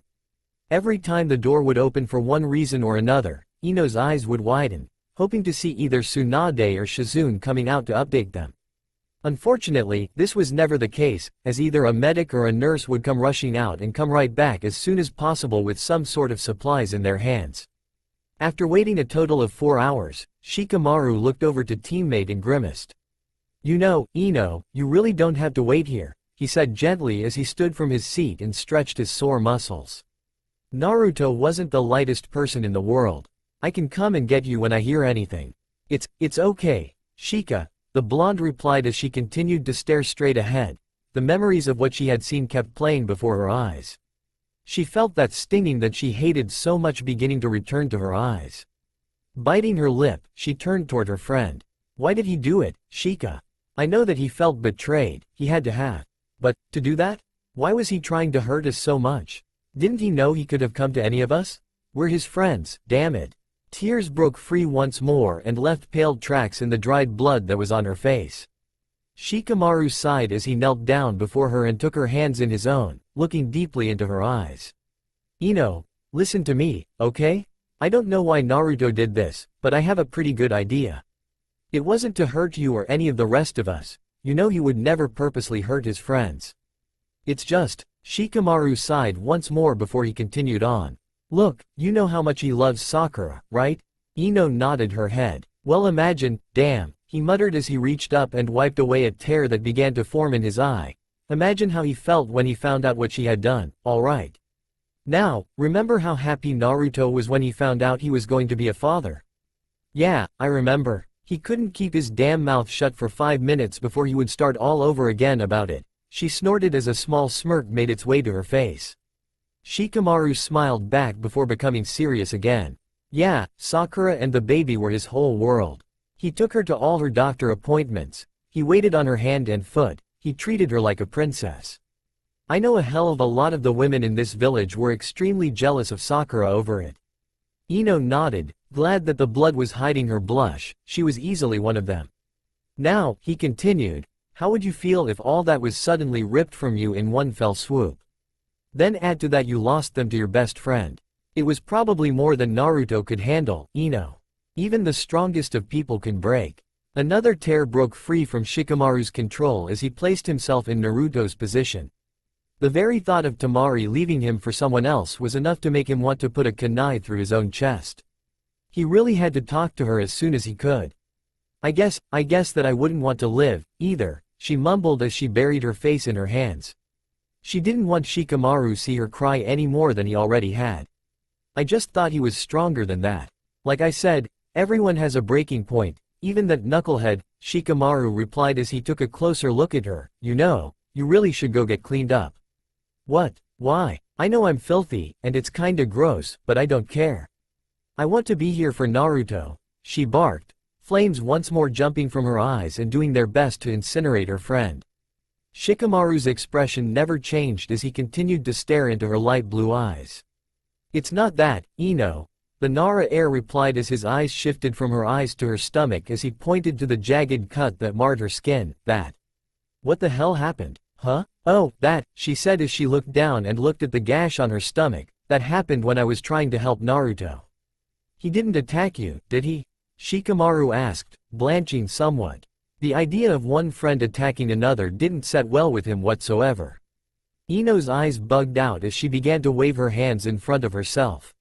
No, that's not what happened, she said quickly, trying to assuage Shikamaru's fears. When he stabbed himself the last time, I pulled the kunai out and threw his arm over to the side. I, was kinda leaning over him at the time and was a little too close to the blade. It cut me as it went by. It was just an accident. Shikamaru sighed once more as he stood up and grabbed Ino's arm and drew her up as well. Shika, what the hell are you doing? Ino barked as her teammate began to drag her down the hall until they came to the nurse's station. I'm looking after my best friend, Shikamaru replied, causing Ino to blush once more as he turned to the closest nurse. Excuse me, I need to see that Miss Yamanaka's wound is tended to. Then I need to see if there is somewhere she can clean up and rest a bit. The nurse looked at the blood-covered blonde and cocked her head to the side, puzzled. Sure, we can heal her, but why doesn't she just go home afterward? The nurse asked innocently, which turned out to be the wrong thing for her to say. Now just wait 1 minute here. If you think that I'm going to leave. Ino spat before she felt Shikamaru's hand on her shoulder. I'm afraid leaving is not an option, ma'am. You see, a friend of ours is in surgery right now, and my troublesome friend here wants to be here for him when he gets out. Shikamaru sighed as he leaned against the desk top, really wanting nothing more than to take a nice long nap himself. Really, who's the friend? The nurse asked sarcastically, not really wanting to know. She was hoping that they would just leave so she could get her paperwork finished and then leave for the night. Shikamaru frowned at her rather poor attitude, then grinned inwardly as he leaned forward and stared her straight in the eye. Lord Naruto Uzumaki Namikaze, perhaps you've heard of him? You know, the Toad Sage and next in line to be Hokage? He was brought in several hours ago, if you wish to bother to look it up. Now, please get me a medic and find a place where Miss Yamanaka can rest and clean up. Why yes sir, the young nurse replied as her eyes grew wide at the mere mention of the Kyuubi container. She quickly stood and bade them to follow her to their nearest examination room, where she quickly disappeared only to be replaced by a medic soon after. After healing her wound, the medic was kind enough to show Ino and Shikamaru to a separate room. You can take a shower back there, he motioned toward the back of the room before turning to the racks of bunk beds that lined the wall. This is where many of us sleep when we need to take a nap during our shifts. You actually sleep while on duty? Shikamaru asked, sounding somewhat perturbed at the idea. Ino snorted and crossed her arms, glaring at her friend. Like you're one to talk, Mr. Cloudwatcher, she quipped as Shikamaru shot her a glare before turning back to the medic. Sir, we tend to draw 36 and 48-hour shifts. We have to have some rest during that time. You wouldn't want an exhausted doctor working on you or someone you love, would you? The medic replied, his eyebrow cocked. Shikamaru had the good sense to look embarrassed as he apologized. The medic smiled and waved it off as he left the two of them alone in the room. Now, march your butt in there and get cleaned up, Ino, Shikamaru ordered, causing Ino to frown and cross her arms under her breasts, glaring at him. He glared back as the two of them stood there for several seconds before Ino broke the stalemate. "Yeah, whatever, Mr. Nara," she snorted as she began to walk toward the shower area before she stopped. Shika? What is it, Ino?" he asked, exasperated that she was stalling. Ino looked at him sheepishly, then looked back toward her feet. I don't have anything clean to wear, can you?" Shikamaru rolled his eyes before he chuckled a bit. "I'll have something waiting for you when you come out," he replied softly as he tried to shoo her toward the showers. Ino, however, bit her lip and looked back at him, looking lost and panicked at the same time. But you'll let me know when he comes out, right? How can you do that if you're not here, huh?" "No, I think it's better if." Tears began to slide down her cheeks again, breaking Shikamaru's heart. He crossed over to her quickly and took the sobbing blonde in his arms. "Shish, Ino, it's going to be alright, okay? He'll pull through. We're talking about Naruto, you know? He's not going to let anything like this kill him, no matter how he feels," he said, trying his best to soothe his hurting friend. He rubbed her back until the tears and sobs slowed down, almost stopping completely. "You are most troublesome, Ino, you know that? Look, I promise I'll stay here and let you know when he gets out of surgery. I'll find something for you to wear, but for now you really need a shower and some rest." "Oh, okay Shika," Ino responded as she wiped the tears from her eyes and stood back and seeing the caring in her best friend's eyes. "Thank you. You really care for him a lot, don't you?" Shikamaru asked, knowing the answer deep down. He hoped that she'd be able to help Naruto through all of this. Well, he's my friend, Shika. He saved my life, you know?" Shikamaru nodded in agreement, his eyes soft. I don't know right now." With that, she reached into a nearby cabinet and pulled several towels and washcloths before retreating to the showers. "Man, this is so screwed up," Shikamaru muttered as he left to find something for Ino to wear, shaking his head from side to side. Ino stepped into the shower and allowed the hot water to run over her near-flawless skin, the waves of heat working miracles as they washed over her body. She hadn't realized when she started how physically tense she had been. Her nerves were shot, that was a given, especially seeing how someone so close and dear to her had tried very hard to take his own life. But she never expected her body to react this way, despite the medical training that she had that told her otherwise. She just had no personal experience of it until now. She sighed as she tried very hard to not think of the events of the past day. In the words of her teammate, it was troublesome. Very, very troublesome. Reaching for the soap and her washcloth, she began to scrub and scrub, ridding her body of the crimson curtain that had dried and covered her like a cloak of sin. Ino watched as the red sloughed off and mixed with the water and poured down the drain, wishing that her problems and troubles would follow. Alas, that was not to be. "Naruto," she whispered as she ducked her head under the streaming water to cover her tears as they once more forced their way from her cornflower blue eyes. Pouring a handful of thick shampoo in her hand, she began to wash her long platinum hair, trying so hard to wash out the blood and memories. "You know, Ino," Naruto had said one time when she was feeling particularly down after that one horrible breakup that hurt her so badly, "you really do have very beautiful hair. It's soft, it reminds me of a warm summer breeze." Ino shuddered as she felt his fingers playing with her hair, tracing it down to the shorter than usual ends. "That makes no sense, idiot," she had muttered darkly that day, despite the compliment. She thought he was trying to just make her feel better, she didn't think he really meant it. "Hiro always said it was plain and boring. That's why I cut it." Naruto growled at the mention of her former boyfriend, the one that had done so much damage to her. "What do you mean it makes no sense?" Naruto asked her as he continued to stroke her hair. "It's like when on a hot summer's day you would do anything for relief, and then at the hottest part of the day, a soft breeze would blow through and just barely touch your cheek. You would do anything for that touch again because it's the softest, most comfortable thing you have ever felt. You would wish it would come back and linger even longer, but it doesn't and it leaves you wanting for more. That's what I meant, Ino." She remembered blushing as badly as Hinata used to do at his words, but all he did was smile. "I always thought your hair looked so much prettier when it was longer. I'm surprised that you cut it for him." Seriously, the dude was a dick. "You better quit flirting with me or Sakura will slug you into next week." Ino smirked as warm feelings began to break through the ice that had surrounded her heart since the breakup. Naruto chuckled then shook his head as he held out a hand to her. Ain't flirting, it's the truth. Now come on, you need something to eat and so do I, he replied as he began to drag her toward his favorite ramen stand. Ino groaned. Not ramen again, come on, how can you eat that stuff all the time? She whined as she followed her friend and took a stool next to him. What's wrong with ramen? It's either this or dango. Anything else and someone might think we were on a date or something, Naruto retorted, causing his blonde friend to snort. A rare smile graced her lips as she realized just how much her friends cared for her. Ino shook her head of the memories that refused to be silenced. That little encounter there was the reason she had began to grow her hair long once more. She continued to scrub her hair until she was sure all traces of blood had been rinsed away. The tears were another story, however, as the sight of him plunging a kunai into his belly danced before her eyes again and again.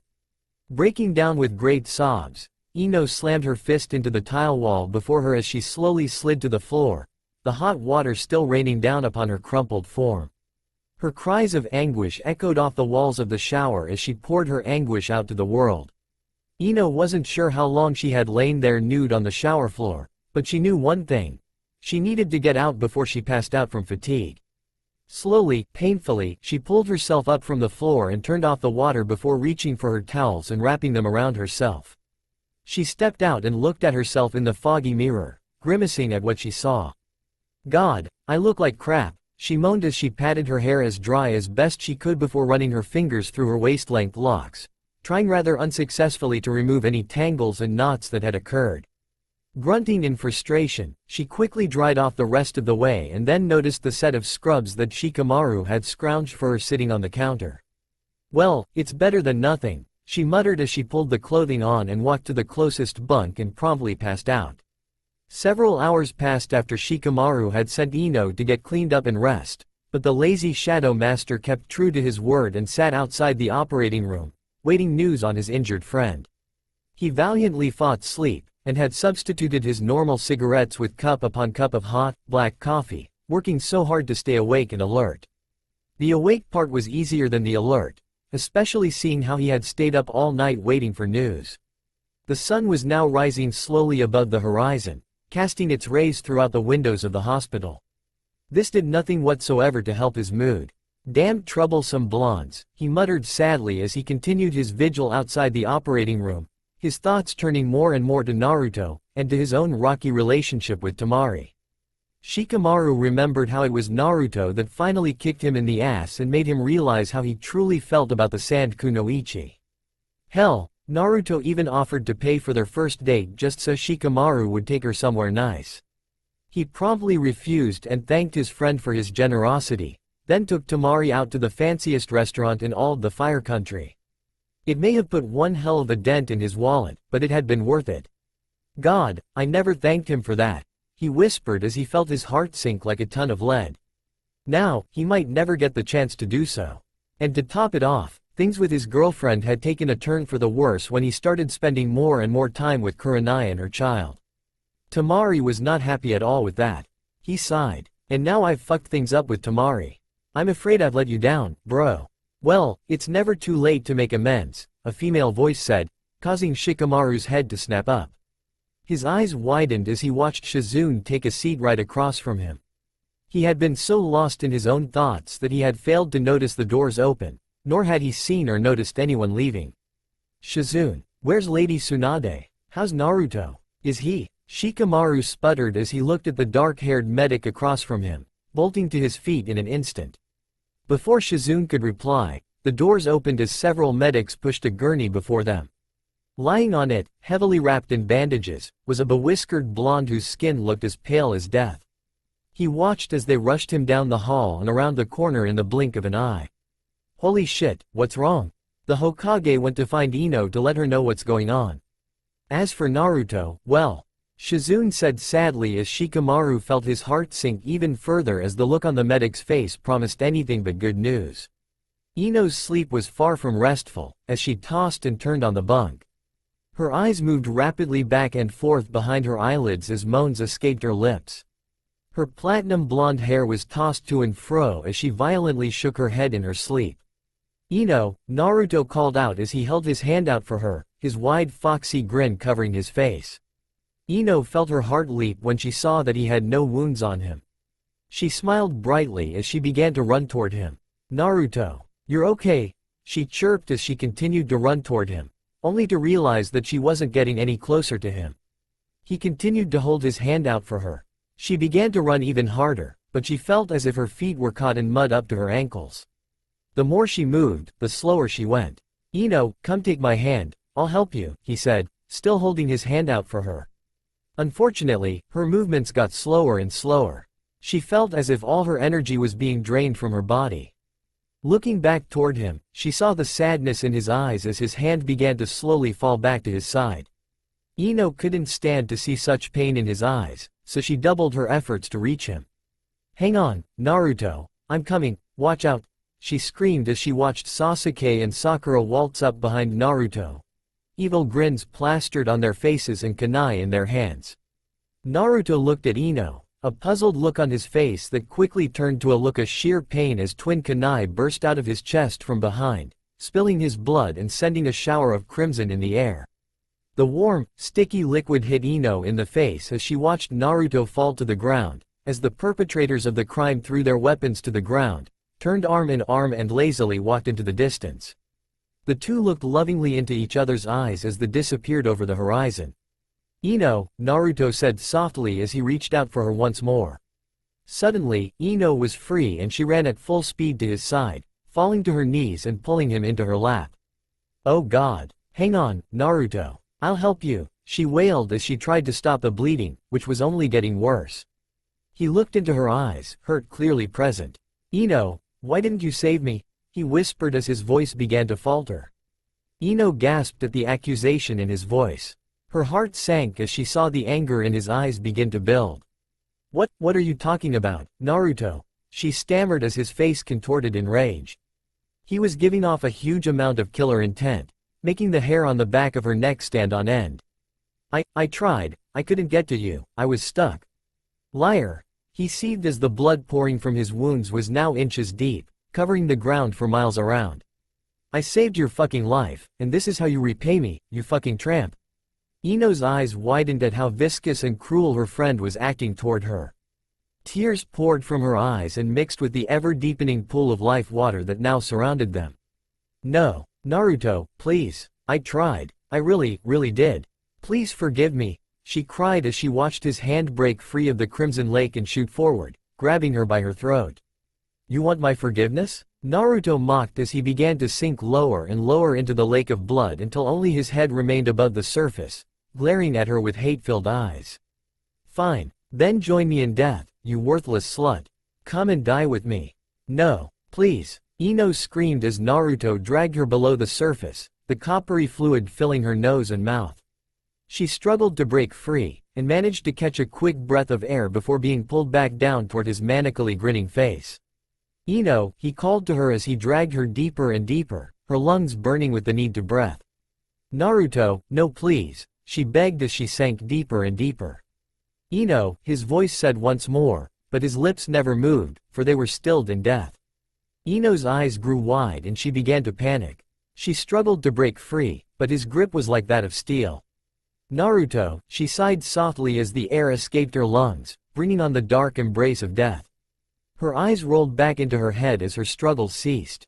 "Ino, Naruto," the blonde kunoichi screamed as she bolted straight up in her bed, sweat pouring down her face and soaking her clothes.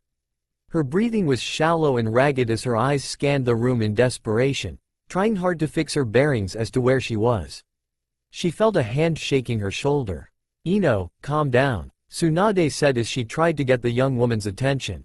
It took a second or two, but finally, cornflower blue eyes locked onto those of her leader, bringing the hysterical Yamanaka into full consciousness. Lady Tsunade?" Ino asked as she finally remembered where she was. Shaking her head for a second, Ino was able to focus properly. "How's Naruto?" "Well, Ino, I'm not going to lie to you," Tsunade said sadly as she took Ino's hands into her own, feeling the trembling coming from the young lady before her. "I'm afraid he's—" Ino's jaw dropped as she broke down in heart-wrenching sobs. The only thing Tsunade could do was to reach out and put her arms around her, doing what she could to help the sobbing girl in front of her. Akoma, Shikamaru sighed as he stood next to his best friend as the two of them overlooked the bed of their fallen comrade.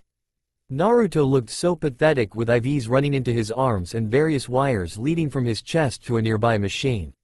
The slow, steady beeping reminding everyone in the room that the blonde Kyuubi container was alive, but just barely.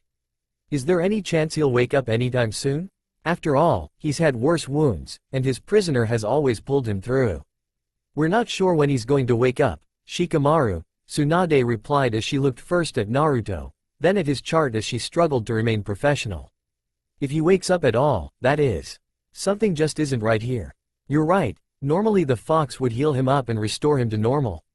Well, as normal as Naruto can ever be, Shikamaru muttered before Ino slugged him in the arm, the tears still evident in her eyes. OWW. Shut up Shika and let Lady Tsunade speak, the disheveled blonde barked as she glared at her friend. To his credit, he didn't get angry and just laid a hand on her shoulder, a caring look in his eye. Ino calmed visibly, but the tears were ever present in her eyes. Anyway, normally, the Kyuubi would heal Naruto up pretty quickly, but that just isn't happening. The healing is there, but it is going at a much slower pace than normal. If he was anyone else, he'd be dead, plain and simple. Tsunade continued as she watched Ino collapse into the chair next to her fellow blonde's bed and lean up against it, resting her head next to Naruto's. Tsunade was worried about how badly Ino was taking Naruto's condition. We've repaired the damage he caused himself, but we're not sure how badly the blood loss affected his brain. We can't even tell if there was any brain damage yet. Is there anything we can do to help him? Ino asked quietly, loss clearly resounding in her voice. Tsunade had to swallow past the lump in her throat before she could answer. It hurt her so bad to see Naruto laying there like that and knowing that there was nothing she could physically do. We're going to wait a few days to see if he'll wake up on his own, Ino. If not, then I'll have a mind walker, probably your father, enter his mind to see if the problem is there. The Hokage drew in a ragged breath. Until then, all we can do is be there for him. We can talk to him, let him know his friends are all here and looking out for him, missing him. You Yamanakas know better than anyone the working of the human mind. You know that talking to someone in that state can help bring them out. So you're telling us that there is nothing we can do? Shikamaru snarled as he reached into his pocket for his cigarettes before a glare from the Hokage stopped him in his tracks. He was about to say something else when a weak voice interrupted. No, we can be here for him, Shika. We can tell him how much he means to us. How much we miss him. How much we need him, Ino said sadly as she continued to lay her head next to Naruto's. Shikamaru's heart broke when he saw the condition of his two friends, helping to drain away most of his anger. His rage against Sakura and Sasuke, however, could not be quelled. Lady Tsunade, what are we going to do about those two assholes? He seethed as he watched Tsunade's eyes harden.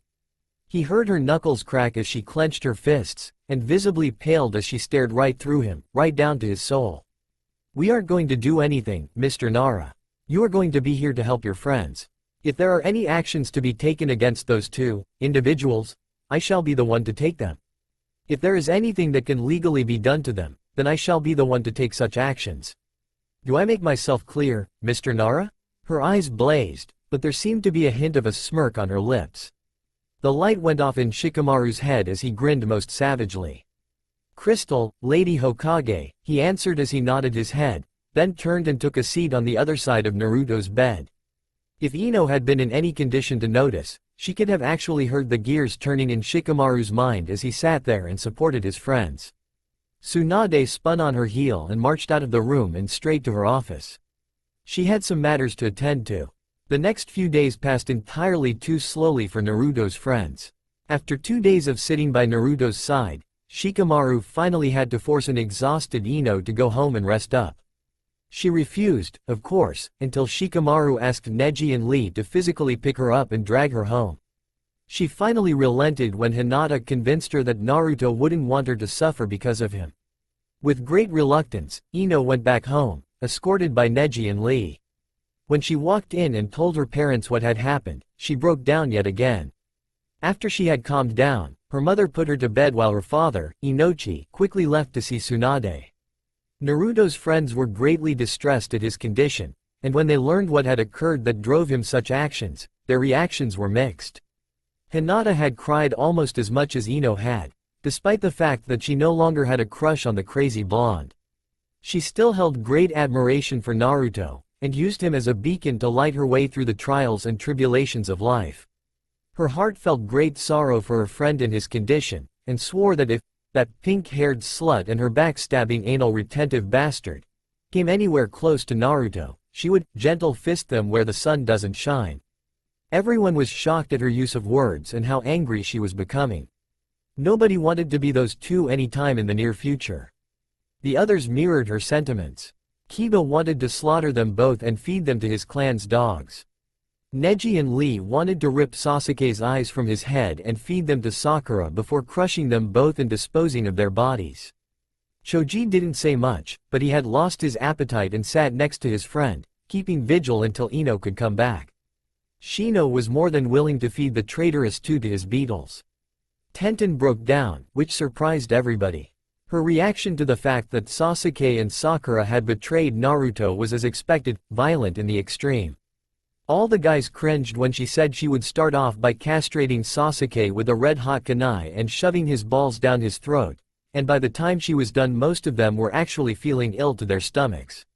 They continued to get louder and more angry before Shikamaru stood and waved for them to be quiet.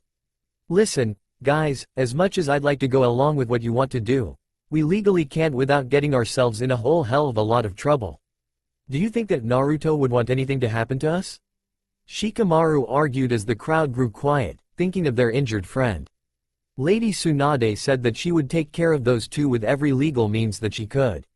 "Now, there isn't anything that we can do overtly to make those two pay, no matter how much I want to." Shikamaru saw a few eyebrows raise at his pronouncement. Inwardly, he grinned. "Well, what can we do, Shikamaru?" Lee asked, his face looking most unyouthful. "Those two must pay for their crimes. But Lee, what about the baby? He's an innocent in all this mess. We can't go and punish him for the crimes of his parents." Hinata argued as the tears continued to stream down her face. Neji walked over and put an arm around his cousin to comfort her. "Hinata, no one here blames the child, and none of us would do anything to harm him. Right guys?" Neji asked, looking at everyone in the room. They all agreed. "We can't deprive him of his parents either. Neji, you, I, and Naruto all know how that feels. We can't do that to him, no matter what we want to do," the lavender-haired beauty sobbed, her word carrying great weight with the others. "You know, Naruto would make a good father," Tenten piped up, causing all eyes to turn to her. "I'm sure that he wouldn't mind raising the baby, seeing how he thought it was his for so long." Some of the others began to think deeply on this. But how can we know that Naruto wouldn't turn on the child, seeing how it isn't his? Shino asked from the corner where he had stationed himself. Earlier, he had sent some of his beetles to act as lookouts in the hallway before they began their discussions.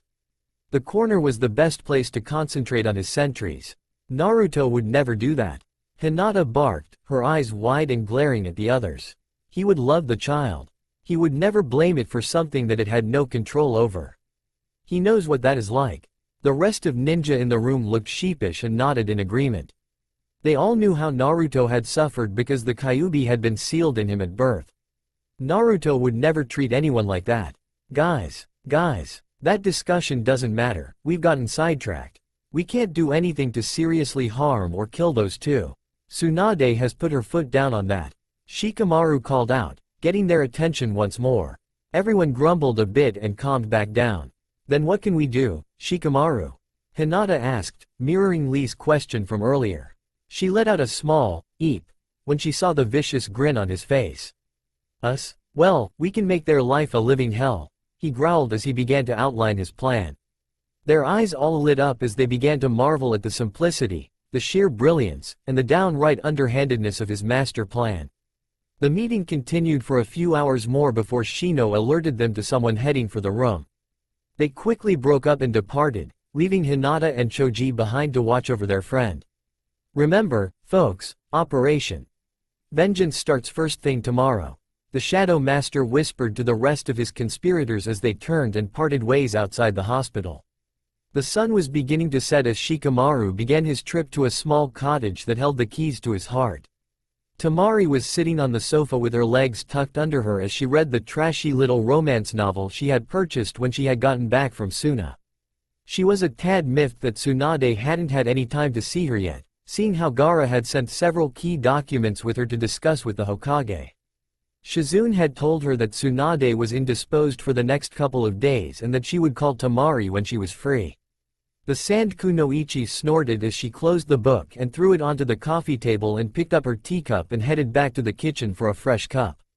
She was restless, and if there was something that Tamari hated to be was idle. She liked to stay on the move, unlike that lazy boyfriend of hers. She felt anger and sadness well up in her heart at the thought of Shikamaru.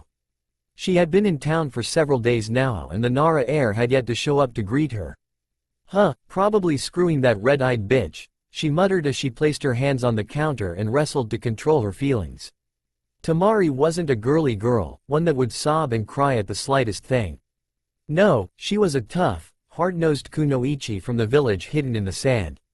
She was the sister to the current case cage, and she had to be just as tough and strong as her little brother.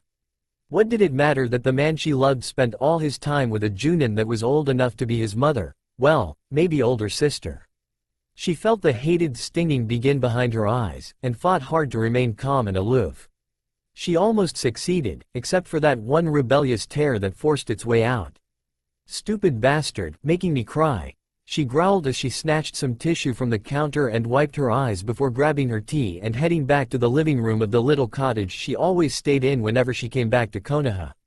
She remembered grinning like a fool when Naruto waltzed into a meeting between Tsunade and Gaara and casually threw a set of keys to his good friend. Gaara was for his part looked rather confused until he told everyone to follow him out the door and right down the road, stopping before the quaint little cottage she was currently residing in. "Well, we can't have you staying in a hotel every time you show up," the crazy blonde announced as he and his wife stood side by side in front of the cottage. "So welcome to the official Suna embassy to Konoha." He and Sakura had huge grins on their faces while everyone else stood there bug-eyed, even Gaara. That's great Naruto," Gaara replied, still shocked at what his friend had just showed him. His voice sounded the same to most people, but all his friends and family could tell the emotion in his voice. "But, where did it come from?" "Well, from us, of course." Naruto giggled maniacally as he opened the door, ushering everyone inside. All jaws dropped as they took in the cozy beauty of the place. "From you?" Tamari was flabbergasted. She knew her fellow blonde liked to take care of his friends, but this was ridiculous. She turned to stare at the couple before her. Both were still sporting shit-eating grins. "Well, yeah, just consider it a congratulation present for making Case Cage." Naruto smirked, having a blast at seeing Tamari and Gaara so stunned. Gaara tilted his head quizzically before speaking. "Naruto, I have been Case Cage for several years now," Gaara replied, not harshly. He was still greatly confused. He watched Naruto's face fall into a greatly exaggerated pout. "I'm sorry I'm late, man. Just don't kill me with your horrible, horrible sand, oh great and powerful Case Cage. Please," he groveled as he fell to his knees before his friend. Gaara tried with all his might to keep from smiling, but his face finally cracked some when he saw the puppy dog eyes his friend was giving him.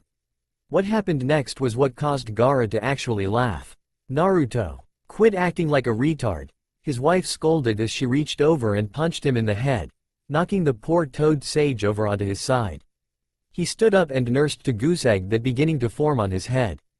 "OWW, Sakura, why did you hit me?" he sobbed as great crocodile tears poured from his eyes. He cringed when his wife snarled at him.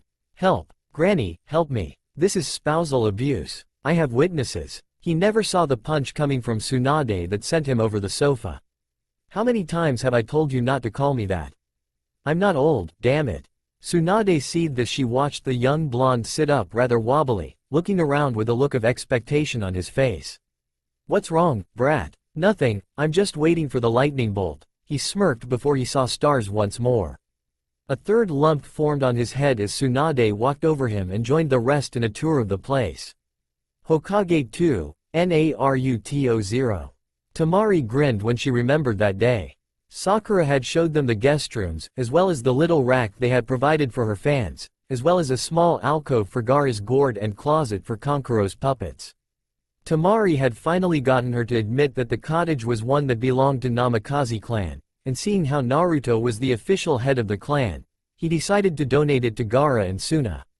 It had taken them several weeks to get it looking good, and to their credit, the Namikazes had done a great job. I wonder if Sakura's had her baby yet? She wondered as she curled back up on the sofa and turned on the television. She hadn't seen either Sakura or Naruto since she had come back, and now that she thought about it, she hadn't seen any of her friends at all. She made sure to get out every day so that she wouldn't go stir crazy, and normally when she would go on her walks, she would see at least one or two people she knew. This time, however, something was off. Konoha didn't feel right for some reason. It was subdued. It didn't feel right at all.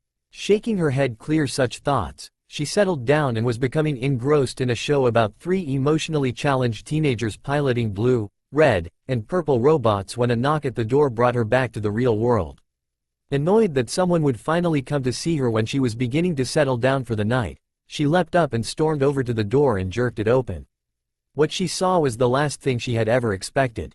Hi, Mari," Shikamaru said hoarsely, his head bowed and his eyes refusing to rise up to meet hers. Tamari felt the anger come back as she looked at her boyfriend, the one who had been neglecting her so much recently. Well, Mr. Nara, to what do I owe the pleasure of this visit? Did you finally deem me worthy of your time? I mean, I can understand why you would think that something like visiting your girlfriend when she's back in town for the first time in weeks would be too troublesome and not worthy of your time. After all, there are other, more important, people, to see. Tamari stopped her tirade as Shikamaru looked up her, his eyes finally locking onto hers. She gasped as she saw the pain, the sadness, the desolation, and the rest of the emotional turmoil that he had gone through for the past several days. Shikamaru? Mari, oh God, he whispered as his chin began to quiver and the water began to spill from his eyes. He deflated as he sank to his knees and wrapped his arms around her waist.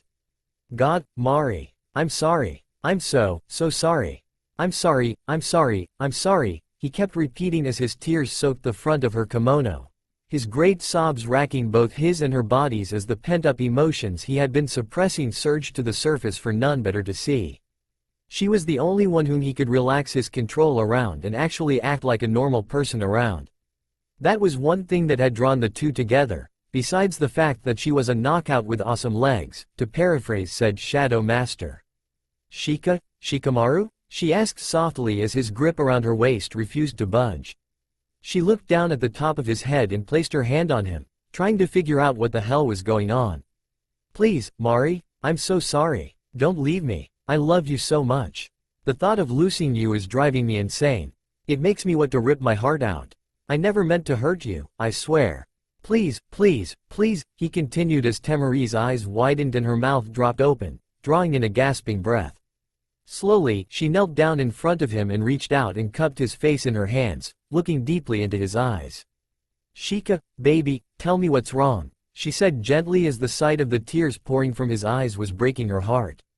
Sure, she had been upset with him spending so much time with Kurenai, but she had never seriously considered leaving him. She knew that it was just his insane loyalty to his dead sensei that had caused him to swear to look after her and their little girl. Tamari, I love you so much. The thought of you not being in my life, God, it hurts. Hun, I want to be with you for the rest of my life.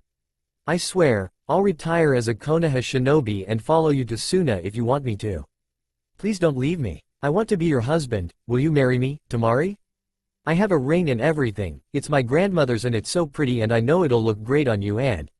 Shikamaru kept babbling as he began reaching into the pockets of his Junin vest, feeling around for the ring. Now I know something's horribly wrong here, she thought as she filed the marriage proposal into the back of her mind as she tried to calm her lover. Shikamaru, I need you to slow down and tell me what is going on. Take deep breaths and try to relax. After a moment or two, the tears slowed and he began to gather his thoughts. Tamari, some recent events have caused me to re-evaluate my life. Our lives as ninja and our lives as human beings. I began to realize how badly I've treated you, I swear I didn't mean to. It made me realize how short our lives can be, and how one horrible day can seriously fuck things up, he said as he began to tell her of the situation between Sakura, Sasuke, and Naruto, of Naruto's heartbreak at finding out his wife was unfaithful and her child wasn't his after all. Shikamaru told her about Naruto's suicide attempt, and how Ino found him dying, and how badly she was taking it. He relayed the reactions of their friends and how they all wanted to punish the two, but Tsunade had tied their hands, but they were going to take care of things in their own way. He explained to her how he realized just how much he really loved her and how he didn't want to spend another day alone, without her. By the time he was finished, the rough and tough Kunoichi Tamari of the sand had just as many tears flowing down her eyes as her boyfriend did. Her heart broke for her friend, but almost immediately began to heal as she wrapped her arms around his neck and placed her forehead to his, looking him straight in the eye. "Yes, Shikamaru," she whispered as a small smile formed on both their faces, "I'll marry you." "Hey, how are you doing?" Sasuke asked as he and Sakura were walking down the street towards her and Naruto's house. They left the baby in the hospital so that Shizune could check him out. He had cried so much his first few days that they were worried that something was wrong with him. Shizune promised that she would take good care of him and she would call them the moment that they learned anything. I'm okay," Sakura replied, just a bit winded. She still hadn't recovered completely from giving birth, and she and Sasuke were worried that they hadn't seen Naruto since the baby was born. They managed to convince Shizune that Sakura was ready to head back home, despite the medic's objections. As quickly as they could, they packed Sakura's stuff up in a scroll and took off for the Namikaze home. "You sure?" he asked once more as he watched his pink-haired lover struggle down the road. Quickly making up his mind, he walked over and snatched her up from the ground, bridal style. "Sasuke, what are you doing?" the medic asked as she blushed. Despite the seriousness of the situation, she loved the feel of her lover's arms around her. A small smile graced her lips as she relaxed into his embrace. "Giving you a ride, you don't mind too much, do you?" the Uchiha smirked as he saw the look on her face. It was the same look she had the first time he had confessed his love for her and had held her for the first time. Their eyes met and locked onto one another until a noise was heard behind them, breaking the spell. Ahem, Ayame cleared her throat as she spied the two totally engrossed with one another. She held her small son on her hip and did everything in her power to keep from ripping into them. "Lord Uchiha, why are you holding Lady Namikaze in such a familiar manner?" I'm just helping Sakura back home after she had her baby. Her worthless husband seems to have disappeared, so I had to pick up the slack." He forced a smile hoping that Iruka's wife would pick up on the playfulness in his voice. Her glare told him otherwise. "Ayame, have you seen Naruto? It's been days since I saw him last, and I'm worried about him," Sakura pleaded as she watched the older girl's face set hard. Sakura could see the barely controlled rage just below the surface. "Oh God, she knows. Lady Namikaze, I haven't seen Naruto, Lord Namikaze, around here since just before you had your baby," Ayame replied through clenched teeth as she turned on her heel and began to walk away. What she had told Sakura was the truth. She hadn't seen Naruto on the streets, but she had seen him laying in his hospital bed when she and Iruka had gone to visit earlier in the day. Iruka and Ayame held each other and poured their grief out as Tsunade informed them of his condition. "Hey, Ayame, what's your problem?" Sasuke called out, clearly irritated at her attitude. Ayame turned back around, her eyes glistening with unshed tears as she snarled at the younger couple. "My father always told me that if I can't say anything good to someone, then to not say anything at all. Thus, Uchiha, I have nothing to say to either of you." With that last remark and a rather rude gesture, Ayame stormed away, leaving behind a startled and confused couple. "What the hell was that about? You don't think?" Sasuke asked as he looked at the woman in his arms. Sakura nodded her head sadly. "She knows," Sakura confirmed softly, bringing a scowl to her lover's face. A small growl escaped his throat as he began to carry Sakura to her home. "What the hell did Naruto do? Run around town and tell everyone what happened?" the snake summoner asked as he began to look around, noticing that other people on the street were either turning away and ignoring them, or sending them withering glares. Sasuke felt a shiver run down his spine as he began to speed toward the Namikaze estate. Sakura looked around fearfully, the sight of all the hateful gazes making her want to run and hide. Is this how Naruto felt when he was growing up? She mused as Sasuke began to wonder the same thing. It was bad when he first came home, But now it felt 100 times worse, and he really couldn't understand why. After 5 minutes or so of roof hopping, they finally arrived at the Namikaze estate. The sight that greeted them was shocking, to say the least. "Hold," a dragon-masked Anbu ordered, holding out his hand as Sasuke landed before the front door of the large house. After setting Sakura down, he turned to confront the Anbu. "What's going on, Neji?" Sakura asked as she followed her lover to the door, noticing a large seal had been placed on it. Glancing around, she noticed the same seals on all the windows as well. What she failed to notice was the dark red stains on the door, the front steps, and the sidewalk. "I need to get inside, clean up, and look for Naruto. If you'll excuse me." The masked Hyuga refused to move. "I'm sorry," Neji replied, though his tone clearly showed that he wasn't. "However, this home has been sealed upon orders from the Hokage. It shall remain so until its rightful owner returns." "What?" Sakura barked as she glared daggers at the Anbu, who refused to remove his mask despite the fact that they knew exactly who he was. Sasuke took a step forward and slapped Neji's hand out of the way, then suddenly backed up as Neji's wakizashi instantly appeared against Sasuke's throat. "Are you attacking a fellow Leaf Shinobi while in the commission of his duties? You know the penalties for that, don't you, Uchiha?" Neji sneered as he activated his Byakugan the very instant Sasuke activated his Sharingan. Unfortunately for Sasuke, he was still at a disadvantage, seeing how a razor-sharp blade was poised to end his life. Sasuke finally realized the danger he was in and deactivated his blood limit. "No," the Uchiha replied calmly, past the lump in his throat. "I'm merely trying to help the Lady Namikaze into her house. She is tired and wishes to speak to her husband." Sakura quickly nodded her head, agreeing with Sasuke. The dragon turned his head toward her, his mask hiding the smirk on his face.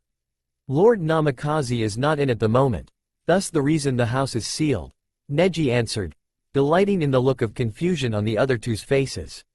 "Neji, this is my house, too," Sakura said as she made to move past the two men, only to receive a nasty shock from the seal. "What the hell? Like I said, the house has been sealed until Lord Namikaze returns," Neji smiled under his mask. Sakura was beginning to get really angry, which amused Neji even more. "It's okay, Sakura, we'll merely go to the Hokage and get her to release the seal. You are the lady of the house, after all," Sasuke replied, causing the Anbu to grin viciously under the mask. Reaching into his vest, Neji produced 2 scrolls and held them out toward Sakura. "The Hokage thought you may wish to speak to her, so she supplied these to give to you as well as a message." Neji spoke formally to the pink-haired medic. Sakura's eye twitched somewhat at Neji's tone. The Hokage stated, and I quote, "Tell Uchiha and Haruno that I am busy and that I don't have time to put up with their petty little concerns. It is all explained in the scrolls. Now, if you'll excuse me, I have a home to guard." "Haruno?" Sakura thought as she broke the seal on the first scroll and read it, her skin turning deathly white as the words forced their way into her startled brain. "What? You have got to be kidding, Neji. This can't be real. There are certain procedures that have to be followed, laws that have to be obeyed." "What's wrong, Sakura?" Sasuke asked, worried about the condition of his lover. A stray tear slid down Sakura's cheek as she handed the scroll over to Sasuke, who promptly read it and dropped it to the ground. "Divorce? When? How? Why?" he sputtered, his eyes locking onto the Hyuga once more. "Seriously? You two didn't see this one coming, after what you did to him?" Neji responded incredulously, shaking his head. "By the way, Miss Haruno, all laws and procedures were followed. The evidence was so overwhelming that the Hokage followed Lord Namikaze's wishes and expedited the proceedings.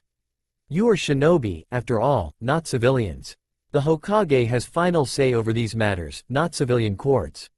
"What? Did Naruto go crying to the Hokage about how we wronged him? Did he beg her to throw Sakura and our baby out on the streets? I knew he was hurt, I just didn't think that jackass would, URK." Sasuke raged until he felt Neji's sword pressed once more to his throat. "Do not speak ill of Lord Namikaze in my presence ever again, traitor. I, and most people in Konoha, including you too, owe their lives to him. He has saved this village more times than most of us want to even think about. We owe him a little respect." The Hyuga growled under his mask, letting off no small amount of killer intent. Neji, we're talking about Naruto here. You know, our knuckle-headed friend? The ramen-eating fool? My husband? Sakura responded quietly, trying to calm the Hyuga. I really need to talk to him. I gotta make him see reason. I have no place to live now. What are me and the baby going to do now? He is no longer your husband, Haruno. You lost that right when you first spread your legs for the scumbag here. Neji spat, his comments causing red to creep up Sasuke's neck. Despite his anger, there was nothing he could do with a razor-sharp sword pressed to his throat. If you will open the other scroll, it may answer some of your questions. Okay, she responded quietly as her eyes flickered over to her lover. Breaking the seal, she read silently for several moments before tears began to openly flow. Sniffling and wiping her eyes, she turned back to Sasuke. It's from Naruto. He says he's sorry for wasting my time over the past 5 years. He says he should have known that I could have never really loved someone like him, and that he should have never stood in our way. He says he divorced me as quickly as he could so that the 3 of us could be a family. It says he sent all my stuff over to your compound before he left. He hopes that we'll be happy together, and that he hopes for the best. Oh God, after what we've just done to him, and he still worries about us. Sasuke, with that, she broke down as great sobs escaped her lips. Neji removed his sword, allowing the Uchiha to rush over and comfort his lady, wrapping his arms around her and supporting her the best he could. I've got nothing now. Nowhere to live. My husband has forced me out. She bawled as Sasuke held her close and rubbed her back soothingly. It's all right, Sakura, Sasuke replied as he continued to console her. Naruto said he sent your stuff over to my place, you can stay there with me.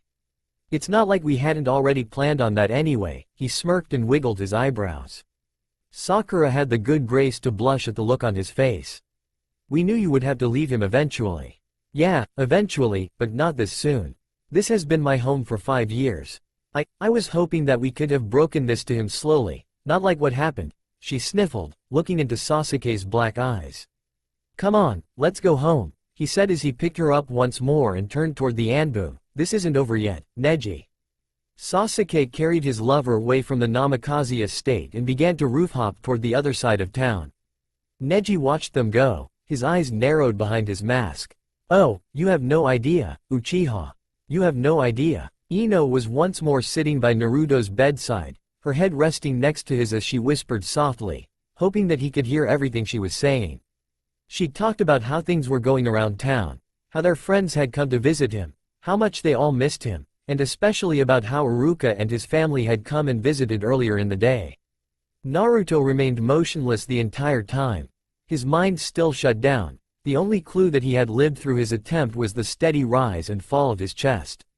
We all really miss you, silly, she sighed as she reached out and placed a hand on his chest, reassuring herself that he was indeed still alive. Naruto made no sign that showed he even knew that she was there. Ino laid her head back down and snuggled up next to his, getting as close to his ear as she could. I really miss you. I need to hear your loud voice again. I need you to wake up and drag my ass down to the ramen stand and force another bowl of that stuff down my throat. I'll let you in on a secret. I really do like ramen, I just bitch about it to get a rise out of you. She giggled softly before her face became serious again. You'll never guess what happened. Shikamaru finally got off his lazy ass and asked Tamari to marry him, and yes. I guess seeing everything that happened to you really opened his eyes. He even volunteered to resign from Konoha and move to Suna for her. She told him that wasn't necessary, so she sent a message to Gaara to let him know what was going on. He should be here in a day or so to work out the details, and to see you, of course. Shika thought about it later, and realized that this could be a good thing for Konoha. A political marriage will strengthen the treaty between our 2 villages, even if the marriage didn't start out as one. Believe it or not, but Tamari thought that was a great idea. Man, those 2 are so romantic, I just can't stand it. She smirked, her last statement laced with copious amounts of sarcasm. She half expected to him laugh out loud and agree with her, but the only answer she got was the steady beeping of his monitors. She sighed again as the great chasm of despair began to open wide for her once more. Tears began to form in her eyes, but before they could fall, a muffled sound came from behind the door to his room. Ino raised her head as she watched Shizune walk in with a loud, squirming bundle in her arms, a look of desperation on her face. "Shizune, is that?" Ino asked as the medic quickly crossed the room and stood next to Naruto's bed. Ino noticed that the sounds got quieter the closer Shizune was to the stricken blonde on the bed. "Yeah, it's Sakura's baby," Shizune replied as she bent down and placed the small, thrashing baby next to Naruto in the bed. Much to her relief, he quickly got quiet and still as he snuggled up to the toad sage. Ino and Shizune both sighed as they watched the two on the bed, baby and wannabe father both. "That's the quietest he's been since he was born. I was getting really worried there about his health, but he seems to relax when he's near Naruto. I wonder why? He would have made such a good daddy," Ino replied sadly as her imagination began to run away with her, thoughts of Naruto and lots of children outside, romping around and playing with each other. She watched Naruto smile as all the kids' dog piled him before a call from the front door of his house drew his attention to. "Ino, are you okay?" Shizune asked as she watched the young blonde woman space out before her. Ino quickly shook her head and looked at the concerned medic. "Yeah, just tired and stressed out, that's all," the mind walker responded as she reached out and stroked the baby's face, then Naruto's. If she didn't know any better, she could have sworn she had seen a small smile try to force its way onto Naruto's face. "How long are you going to leave the baby here? Sakura's gonna be pissed when she comes in and finds them like this." "Don't worry about that." She and Sasuke left the hospital for a while to head back to the estate. Knowing those two, it'll be a while before they return. I'll leave the baby here until they get back because he really needs some rest. The staff will tell me when they get back. Shizune gave Ino a wink as she handed the young blonde a bottle. "If he wakes up before I get back, he's going to be hungry. Do you think that you can?" "Sure." Ino smiled as she took the bottle and set it next to her on the table. Shizune smiled at her as she walked back out the door, leaving the three alone in the room. "You will make a great daddy one day, Naruto. You'll just need to find the right woman," Ino said as she stroked the whisker marks on his cheeks, tears sliding down her face. Sasuke was livid. It was bad enough that he and Sakura had discovered the words, "bastard," and "traitor," painted on the outside walls of the Uchiha compound in big, red letters, but it was what he found inside that had really pissed him off. "What exactly do you mean? Reparations?" The Uchiha seethed as he stood at attention before the Hokage. Tsunade narrowed her eyes as she leaned forward and rested her chin on her knuckles, her gaze withering. "And what does that have to do with what I found at my home?" "Simple, Uchiha," Tsunade said with a predatory smile that would make a shark piss itself in fear. "As you may remember, imprisonment wasn't the only part of your punishment for betraying the village." Yeah, I know. I was also locked into the rank of genin until such time as I proved my loyalty to Konoha. But what does that have to do with strangers moving into the Uchiha compound?" he bellowed, only to have Tsunade stand up from behind her desk in the blink of an eye and backhand him, causing him to stumble. Blood poured from his split lip. "Watch how you speak to me, Junin. I am still Hokage of this village and you will speak to me with respect. Understand me?" she snarled, causing Sasuke to nod his understanding. He was very thankful that she hadn't used her famous chakra-infused punch. "Good," she replied as she took her seat once more. "Now, it was stated in your sentencing that any additional punishments can be added as warranted by the Hokage. After reviewing your case and the expenses incurred in your retrieval over the years, it has been determined that a financial award to the village was appropriate." But that's my home. It's the Uchiha ancestral grounds. You just can't take most of it away from me and my clan just to punish me." Sasuke pleaded with the Hokage, but to no avail. "Your clan? Right now, Uchiha, your clan consists of yourself and your illegitimate child. That hardly warrants the amount of land the Uchiha compound takes in the village. Do you realize that your clan compound comprises approximately 1/5 the total area of the village? That's an awful lot of land for just two people." Tsunade smirked as she saw the desperation in the Uchiha's eyes. "I need room for my clan to grow, Lady Hokage. I will rebuild my clan, and we'll need space to live," Sasuke growled, coming dangerously close to another slap. "Understood. At that time, you can buy back some of the land from the village," Tsunade replied as she set several sheets of paper before the angry Junin. "As you can see, you still have more than enough land in which to raise a family. We didn't take your house, nor any of the immediate area." We didn't take any of your personal or family fortune, though we were well within our rights to do so. You do have a child to raise, and I am not so cruel as force a child into poverty. No, but you will force him to grow up in cramped conditions, he shot back, earning a death glare from Tsunade. Cramped conditions? You have a huge house and over 100 acres to raise your children on. What do you know of cramped conditions? You weren't forced to live in a small, two-room apartment from the age of 4 and beyond. No real place to call your own, no family to support you, no one really giving a rat's ass whether you lived or died. Tsunade yelled, causing the young man before her to cringe, waiting for the promised slap. Suddenly, understanding lit up his world. This is about Naruto, isn't it? What did he do? Beg you to punish me when he got you to expedite his divorce from Sakura? Did he demand that you take everything from me like he thinks I've done to him? Like he's done to Sakura? Do you know he threw her out on the street without a penny to her name? God, I never thought he would be that petty. Sasuke saw a brief flicker of grief flash across her eyes before her face became a stone-cold mask once again. First off, I haven't spoken to Lord Namikaze since before he had a clone bring me the divorce petition. Second, he may have taken sole custody of the Namikaze estate, but he has left Sakura far from penniless.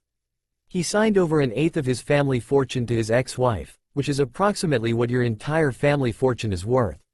He also signed over a nice-sized house to her, which happens to be close to your own home. Had you read the divorce decree, you may have noticed that. Third, Lord Namikaze has absolutely no knowledge of what punishments have been levied upon you. He specifically asked me not to punish you for your transgressions, but as Hokage, I have a village to look out for. The land and buildings confiscated from you are being assigned, rent-free, to the refugees we have taken in from other villages. Also, several of the buildings are being converted into orphanages for those children who have lost their parents. The old orphanage was a disgrace and entirely overfilled. You wouldn't want to allow those children to suffer, would you? Seeing how you're a father now yourself? Tsunade asked in her sweetest voice. No ma'am, he replied, deflated and defeated. This had truly been one hell of a day. Good. Now, take the weekend off, then report to me first thing Monday morning. Until such time as I deem you and your judgment sound, you are restricted to D-rank missions. You will meet your new Genin team here at 8 a.m. sharp, do you understand? The snake summoner bristled at the thought of having to perform such low-rank missions, but he realized that Tsunade was being extremely lenient with him. Things could have gone much worse. He merely nodded his understanding. Excellent, you're dismissed. Lady Hokage? He asked as he began to step out of her office.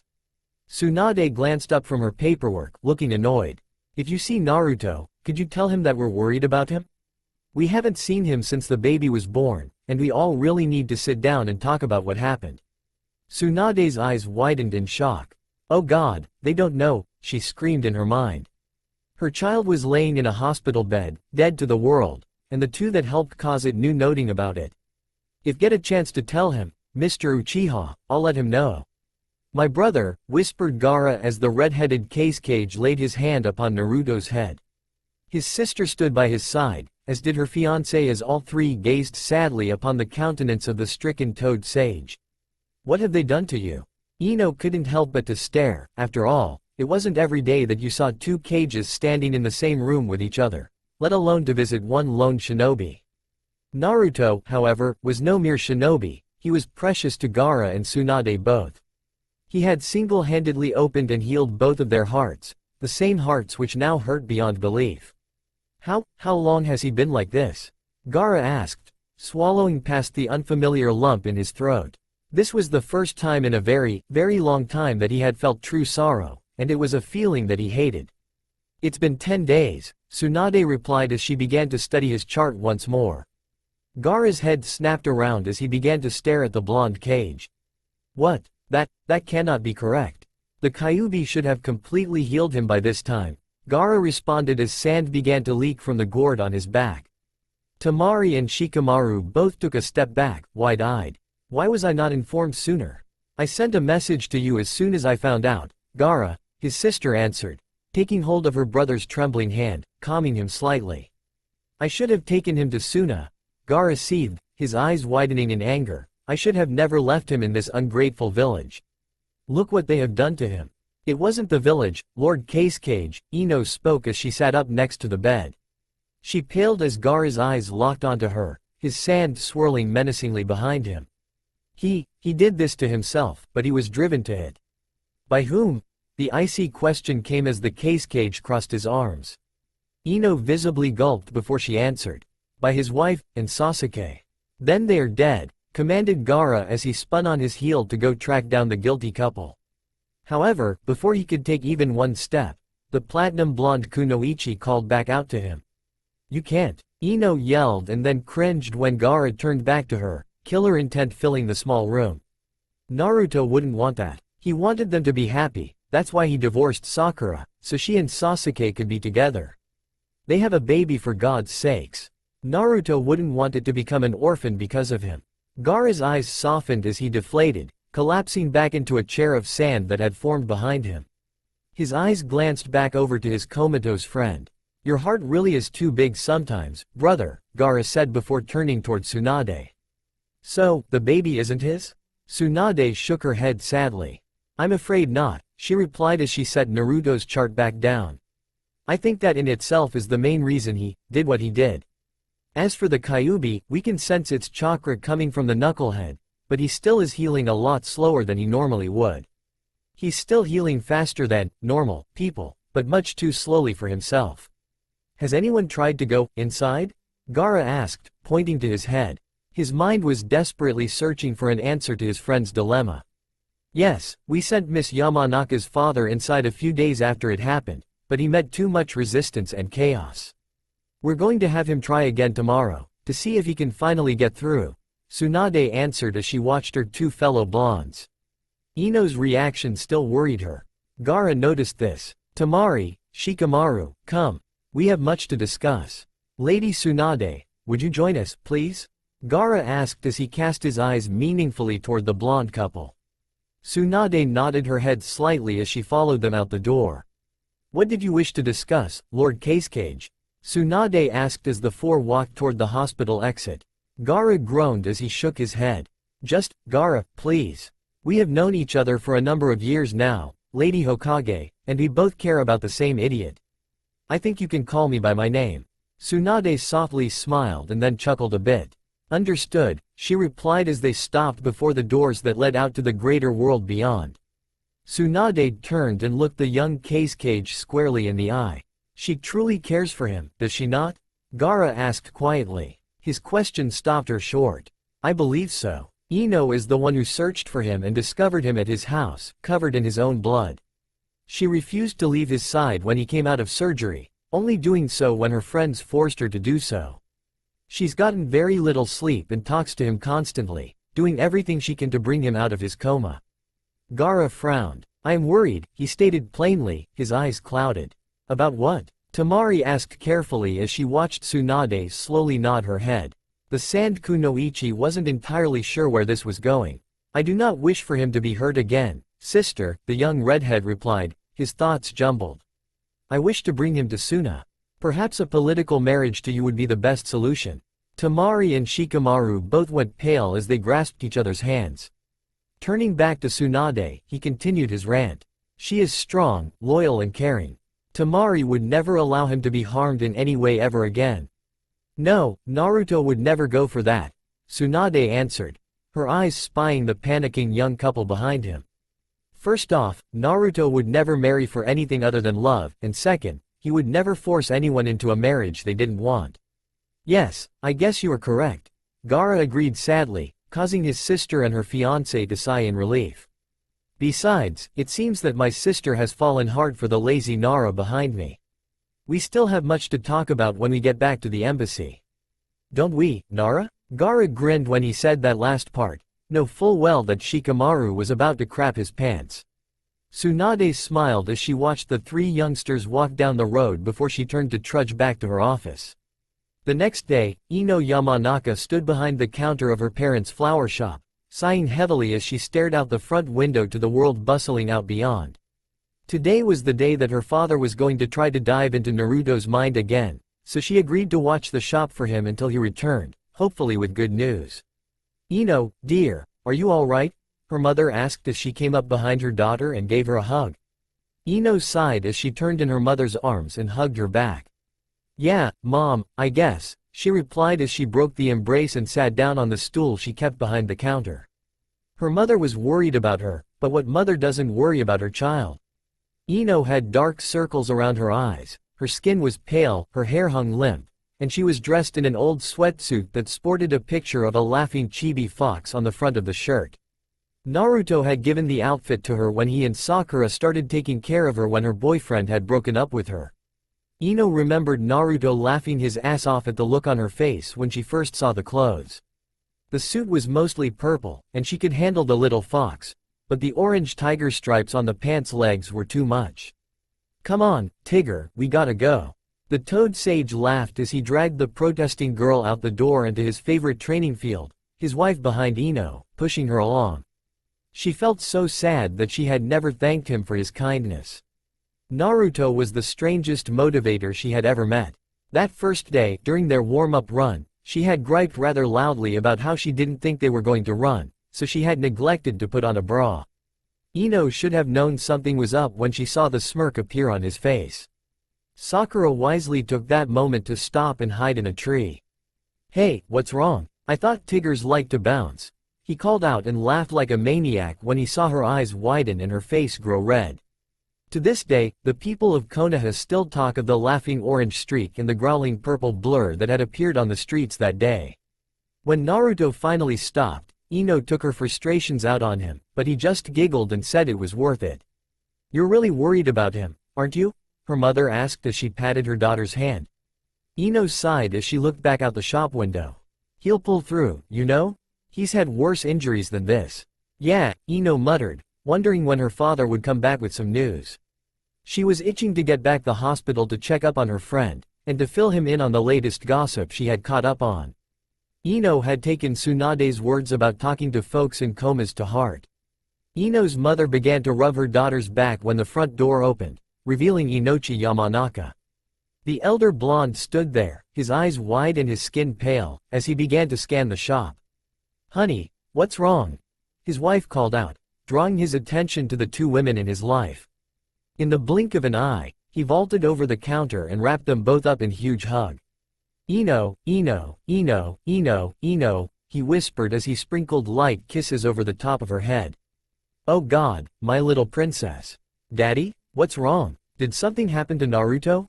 You're beginning to scare me." Ino begged as she felt her father violently shaking. Her heart dropped, fearing for her friend. "Come, let's go to the kitchen and get some tea," Mrs. Yamanaka replied as she began to drag the other two out of the shop. "After you calm down, you can tell us what happened." "Hey, sensei, just what the hell are we doing here?" asked a dark-haired genin, a look of annoyance set on his young face. Sasuke shook his head as he rubbed lotion on the insect bites that covered both of his arms. He scowled at the little loud mouth that had been the bane of his existence since 8 a.m. Monday morning. "Shut your mouth, you idiot. You can't talk to the great Sasuke Uchiha that way," a little red-haired kunoichi spat as she turned and stared at their sensei with stars in her eyes. "Isn't that right, Mana?" replied the other kunoichi of the team, a pale girl with pink eyes and light blue hair. She turned to the dark-haired boy with detachment in her eyes and her voice. "Must you be so loud, Akira? You know how annoying Mariko is when she is scolding you." "What?" Mariko screamed as Akira snickered in the background. The little redhead stormed over to Mana and got into her face, standing nose to nose with the pale girl. "I'll have you know, you blue-haired freak, that I'm not annoying." "Yes, you are, Mariko," replied Mana quietly, never giving her fellow kunoichi her full attention. This caused Mariko to become even more angry. "Why, you little bitch. I'm gonna knock you into next, whoop." Mariko yelped as Sasuke grabbed her by the back of her collar and lifted her up and away from her teammate. She turned to glare at whomever had the nerve to prevent her from dealing out such richly deserved punishment, only to see Sasuke standing there. Hearts shot out of her eyes. "Alright team, calm down. We still have a mission to perform," the Uchiha announced before trying to stifle a yawn. As he looked over his genin team, Sasuke began to experience a rather disturbing sense of déjà vu. "Ah crap, it's Team 7 all over again," he thought. "Yes, sensei." All three chirped at once before they fell into a line before him. Sasuke just rolled his eyes and wondered if he'd get into trouble for using his Mangekyo Sharingan on them. Okay, here's the mission. Farmer Kubo has hired us to rid his herb garden of gophers and moles. He grows very rare and very expensive medicinal herbs that the Hokage and the other medics in the hospital use to create life-saving medicines. Your job is to get rid of all the pests while doing as little damage as possible to the crop. You three think you can handle that? Yes, sensei, they barked as one before taking to the field. Sasuke sighed as he walked over to a nearby tree and sat down, closing his eyes. He yawned and stretched as he found a comfortable spot to settle, sleep slowly beginning to creep up on him. He cracked his eyes open for a moment and watched as members of his team began to argue as to the best method of achieving their mission, which soon ended up in a brawl between Akira and Mariko. Mana walked away from the tangle of limbs and began to scan the ground for the offending rodents. Sasuke rubbed the bags under his eyes as his mind drifted off to the events of the previous night. Shizune had finally cleared he and Sakura's baby to be taken home, seeing how he was beginning to calm down a little and put on a little bit of weight. He was still fussy, but they finally managed to get him to sleep so they could have a little bit of alone time. That is, until the party out in the compound started. Sakura was crying and holding her baby as Sasuke stormed out of the house to find out what was going on. As he stepped onto his front porch, he placed his foot into a huge pile of dog crap that had mysteriously appeared out of nowhere. Cursing, Sasuke hopped around on one foot until he slipped off the porch and fell right into a huge fire ant mound that had sprung up there recently. Despite the fact he was an elite Junin, fire ant bites hurt like hell, causing him to jump up and run across the yard, screaming like a madman. Once Sasuke had finally succeeded in brushing off all the little offending insects, he rushed out of the gates that led from his private property, only to run smack dab into an official block party, hosted by none other than the Hokage herself.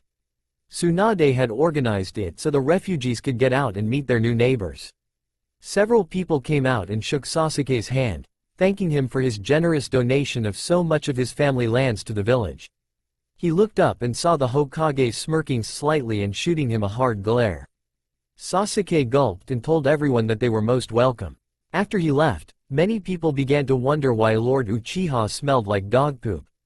Grumbling under his breath about loud neighbors and scheming Hokages, Sasuke stormed up his sidewalk and reminded himself to avoid the doggy landmine on his porch. Just as he was getting close, he felt two sharp stings behind his knees, causing him to lose control of both his lower legs and his balance. Splat! Sasuke fell face first right into a second pile of warm dog crap that had been left on his sidewalk. He raised himself to his knees, the smell of fresh excrement filling his nose and mouth as he tried to get his legs back underneath him. When that failed, he did the only thing he could. Sakura! He yelled at the top of his lungs, causing his pink-haired lover to come barreling out of the front door, herself stepping into the first pile of doggy donuts as she rocketed to Sasuke's side. "Ew," she said as she saw what was covering his face. Sasuke scowled as he told her what had happened and that he couldn't walk. He felt totally humiliated as Sakura charged up her monstrous strength and picked him up bridal style and began to carry him back toward the house. She stepped in the dog poop again as she carried him inside, tracking it all through the house. They were so lost in their own misery that they missed seeing four shadows leap over the wall and back toward the party. Things didn't get much better after they were back in their room. Sakura had gotten the baby asleep again as Sasuke washed the offensive mess off of his face and feet. After that, she treated the bug bites on his arms and chest as he tried to get his legs working again. Sakura discovered that the chakra points in his knees had been closed somehow, which puzzled them both, for they never detected any chakra signature close enough by to shut them down. Deciding that the best way to open them was to force even more chakra into his legs, Sasuke closed his eyes and concentrated hard. What happened next was the stuff of legends. As Sasuke sat on the edge of his bed, forcing chakra into his legs, the points on his knees suddenly opened. This allowed all the chakra to pass directly to his feet. The great Sasuke Uchiha suddenly became the great Sasuke Pinball as, with a startled yelp of surprise, he rocketed off his bed, bounced off his ceiling, onto the bed again, then off the wall behind his headboard, flew sideways into the dresser, and finally bounced into his lover. Both Sasuke and Sakura crashed to the ground in a great tangle of limbs, promptly waking the baby up again. The two lovers held onto each other and cried, knowing that their night was ruined. "Sensei! Hey, Sensei!" Akira yelled as he kicked Sasuke's feet, forcing the snake summoner back to the waking world. Once he stretched, he glared at his student, his eyes red as the three tomos spun in each eye. "What? Why are you standing here? I thought you had a mission to accomplish." Sasuke snarled, upset that his much-needed nap had been disturbed. Shocked, the young boy took a few steps back before answering. "But, we're done," the young shinobi answered as he pointed to a large pile at the edge of the clearing. His eyes raised in disbelief, Sasuke walked toward the garden, thoroughly impressed with his genin. Until he reached the pile, that is.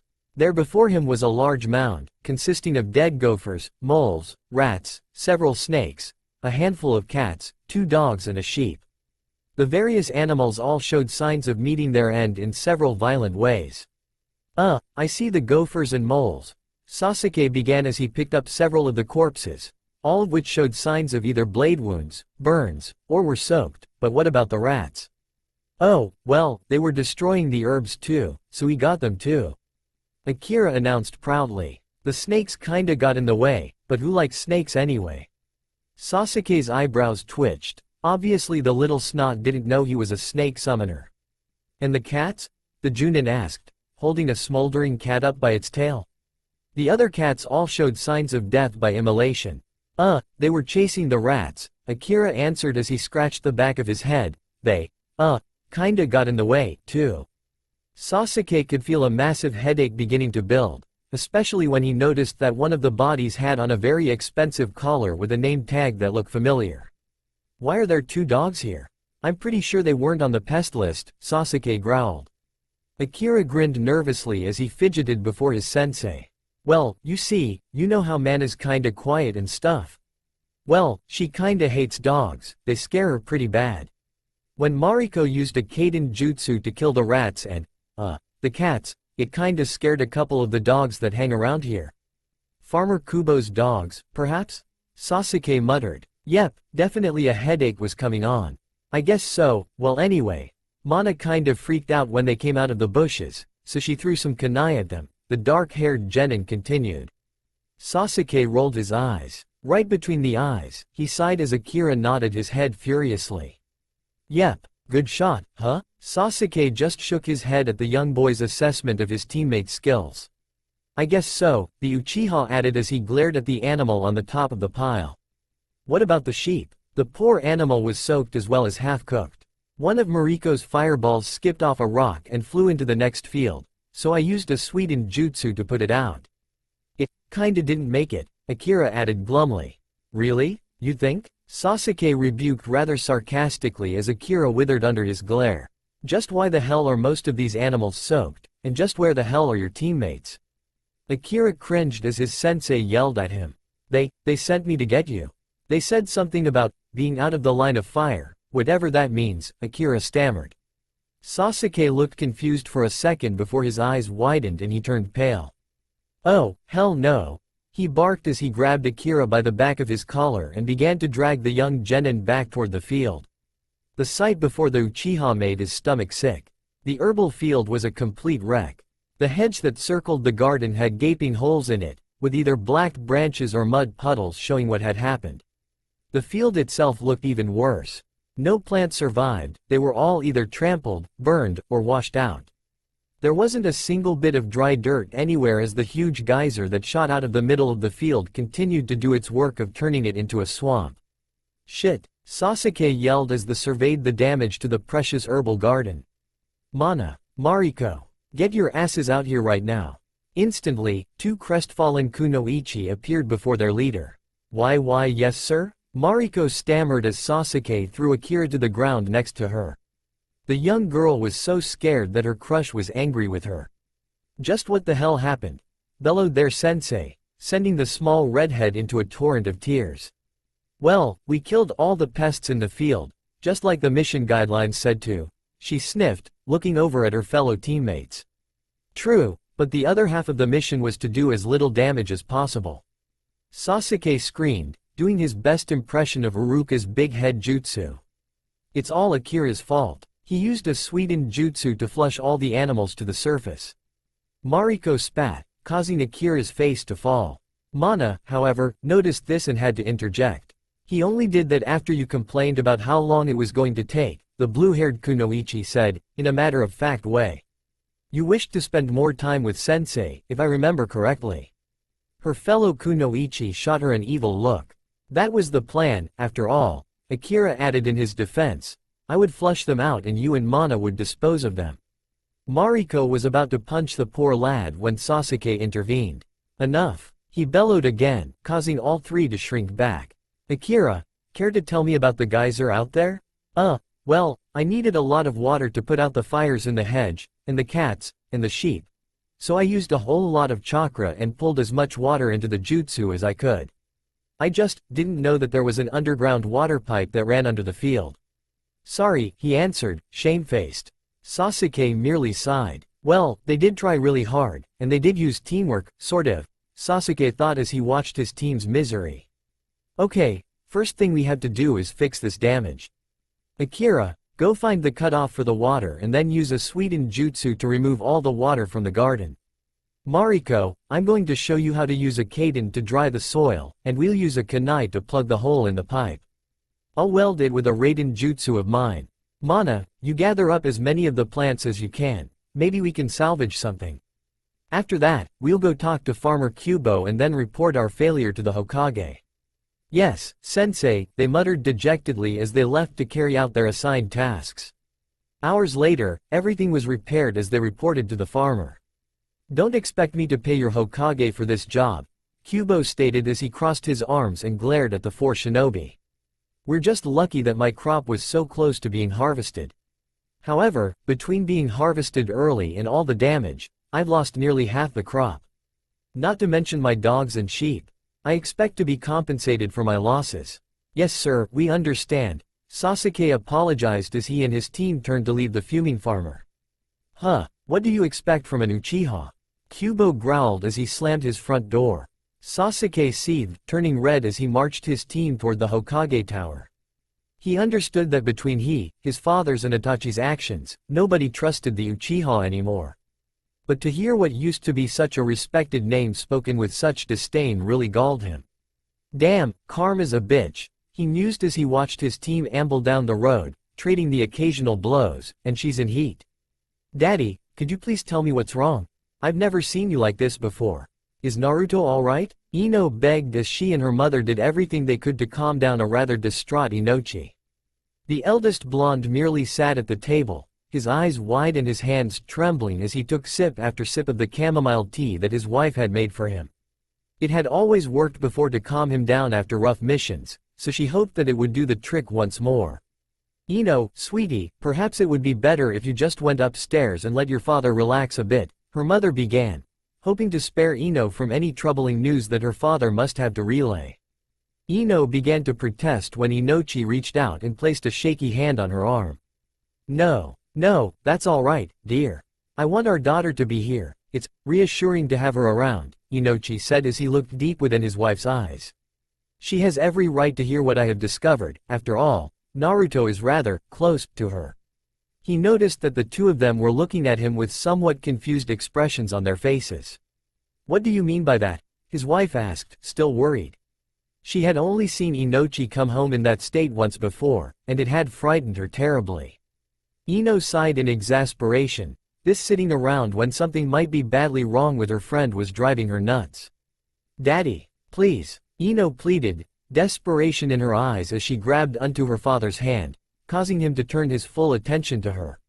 What's wrong with Naruto? Inochi closed his eyes and sighed as he attempted to gather his thoughts. I'm not sure exactly what is wrong with Naruto, princess, he began as Ino's heart sank to her feet, a tear beginning its long trek down her smooth face to the waiting tabletop below. I can tell you this, it has to be something truly horrible if he can survive both the fox and the memories of what has happened to him since he was born. His wife and daughter just looked at him as he said this, the gears had yet to start turning within their minds. I understand about the Kyuubi, but what about his memories, his wife asked. Ino sighed, knowing that though her mother was just as big a gossip Ino herself, she never truly saw the dark side of their village. Ino's eyes followed her father as he abruptly stood up and walked over to the kitchen window, his eyes peering into the deep, dark past. There are times as a mindwalker, Ino, when we dive into a mind that has been so scarred that we don't come back the same way we were when we started, her father said in a haunted voice, as a lone tear slid down his cheek. Ino was utterly shocked, for she had never seen her father show such raw emotion before. Much like Naruto, he almost always had a smile on his lips and a laugh in his heart, despite the fact he was a top-flight shinobi who was feared by the enemy almost as much as Konoha's head interrogator, Ibuki. There were many things I knew, or thought I knew, about the activities of this village and its inhabitants. Now, after all that I've seen, there are people in this town that I'll never be able to look in the eye again. They'll be lucky that I don't put a kunai in their hearts, or scramble their minds like broken eggs. What happened? His wife asked, still confused as to what her husband saw. Why did you look into Naruto's memories? Was it what you had to do to discover what was wrong with him? Ino wondered this as well, knowing full well that her father would have never violated Naruto's mind like that without a good reason. He was supposed to go in and see to Naruto's immediate problems, not to delve into his past.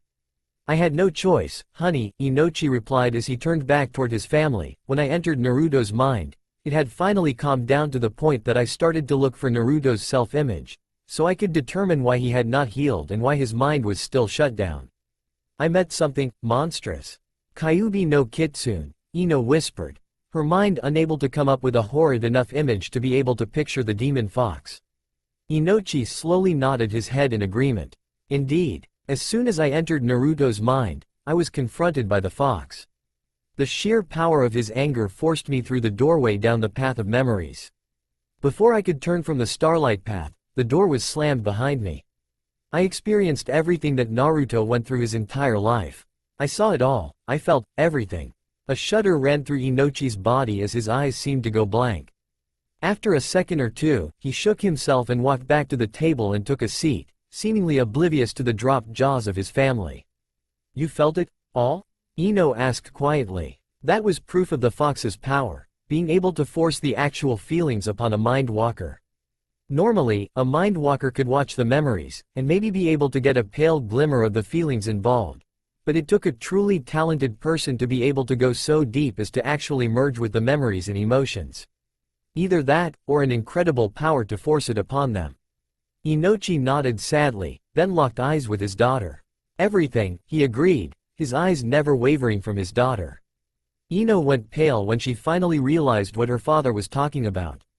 He knew everything that Naruto knew about her, and what had happened in the past. She watched as sadness filled his eyes. I'm so sorry, Ino, I never knew that your ex-boyfriend had treated so badly, had put you through so much. I never knew he pushed you to. Inochi erupted in tears as Ino jumped up and wrapped her father up in a hug. It's okay, Daddy, it's okay, she whispered as her tears matched his own. Her heart sank as she felt her father break down, for there were certain things that Naruto, and Naruto alone, knew about her. She never wanted her family or friends to know about them whatsoever, and Naruto had agreed with her wishes back then. She gasped as her father spun in his seat and wrapped his powerful arms around her. I'm alright now, I promise. Okay, Ino, what are you two talking about? Her mother asked, her eyebrows lifted in obvious confusion. Ino opened her mouth to answer when Inochi violently shook his head. It's ninja business, dear, he muttered as he wiped his eyes on his shirt sleeve. Ino quickly nodded her head in agreement. If what her father had learned had such a profound effect on him, then her mother really didn't need to know.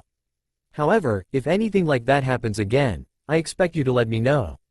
Alright, princess? Yes, Daddy, Ino responded as she absent-mindedly rubbed her left wrist as the three of them sat back down at the table and continued to have tea, all the while enjoying each other's company and the warmth only a close family can provide.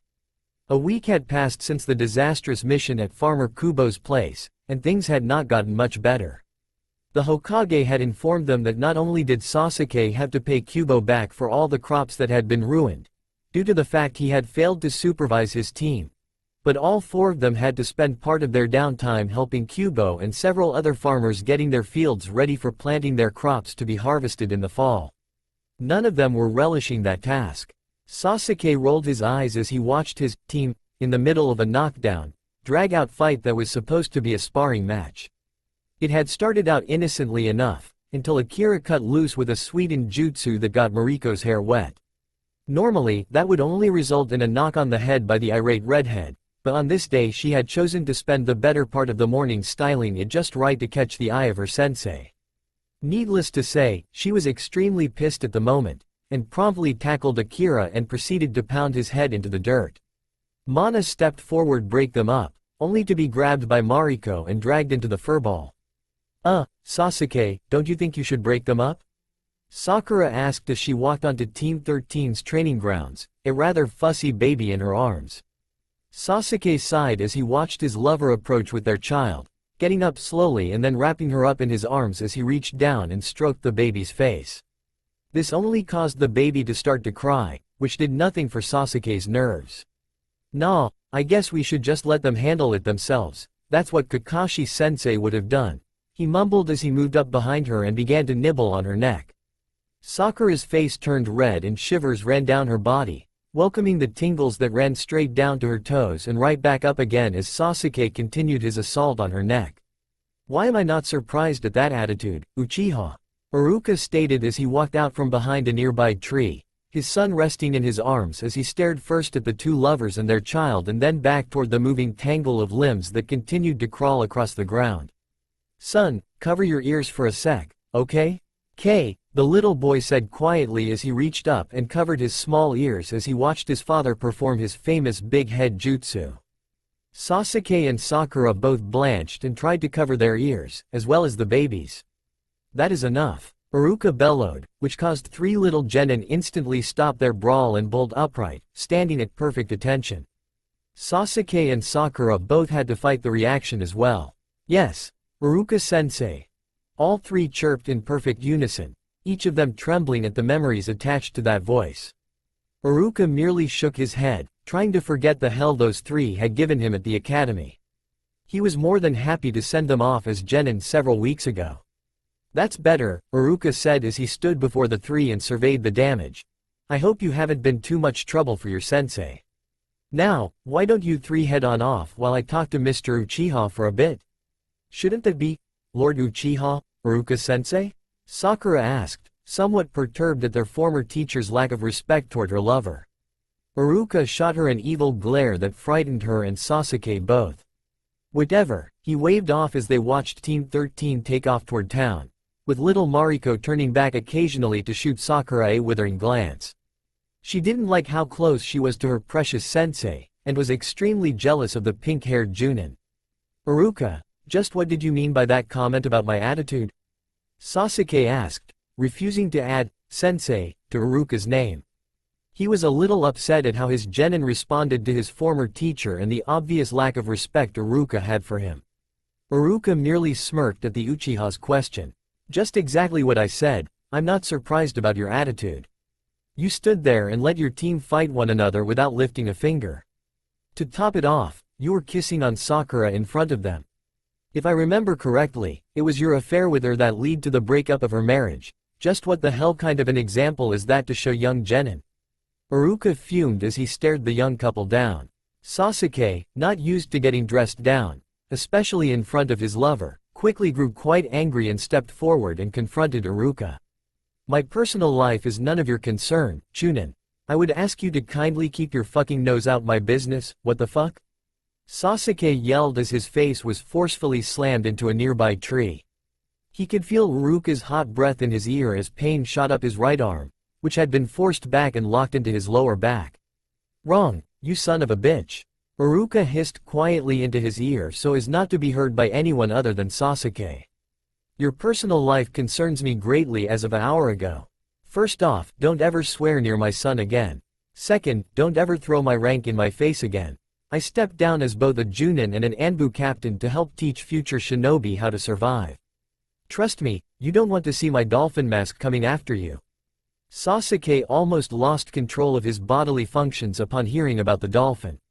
Itachi had always spoke reverently of the dolphin as his mentor in the Anbu Corps, and how it was the dolphin who stepped down and turned the title of Anbu captain over to him.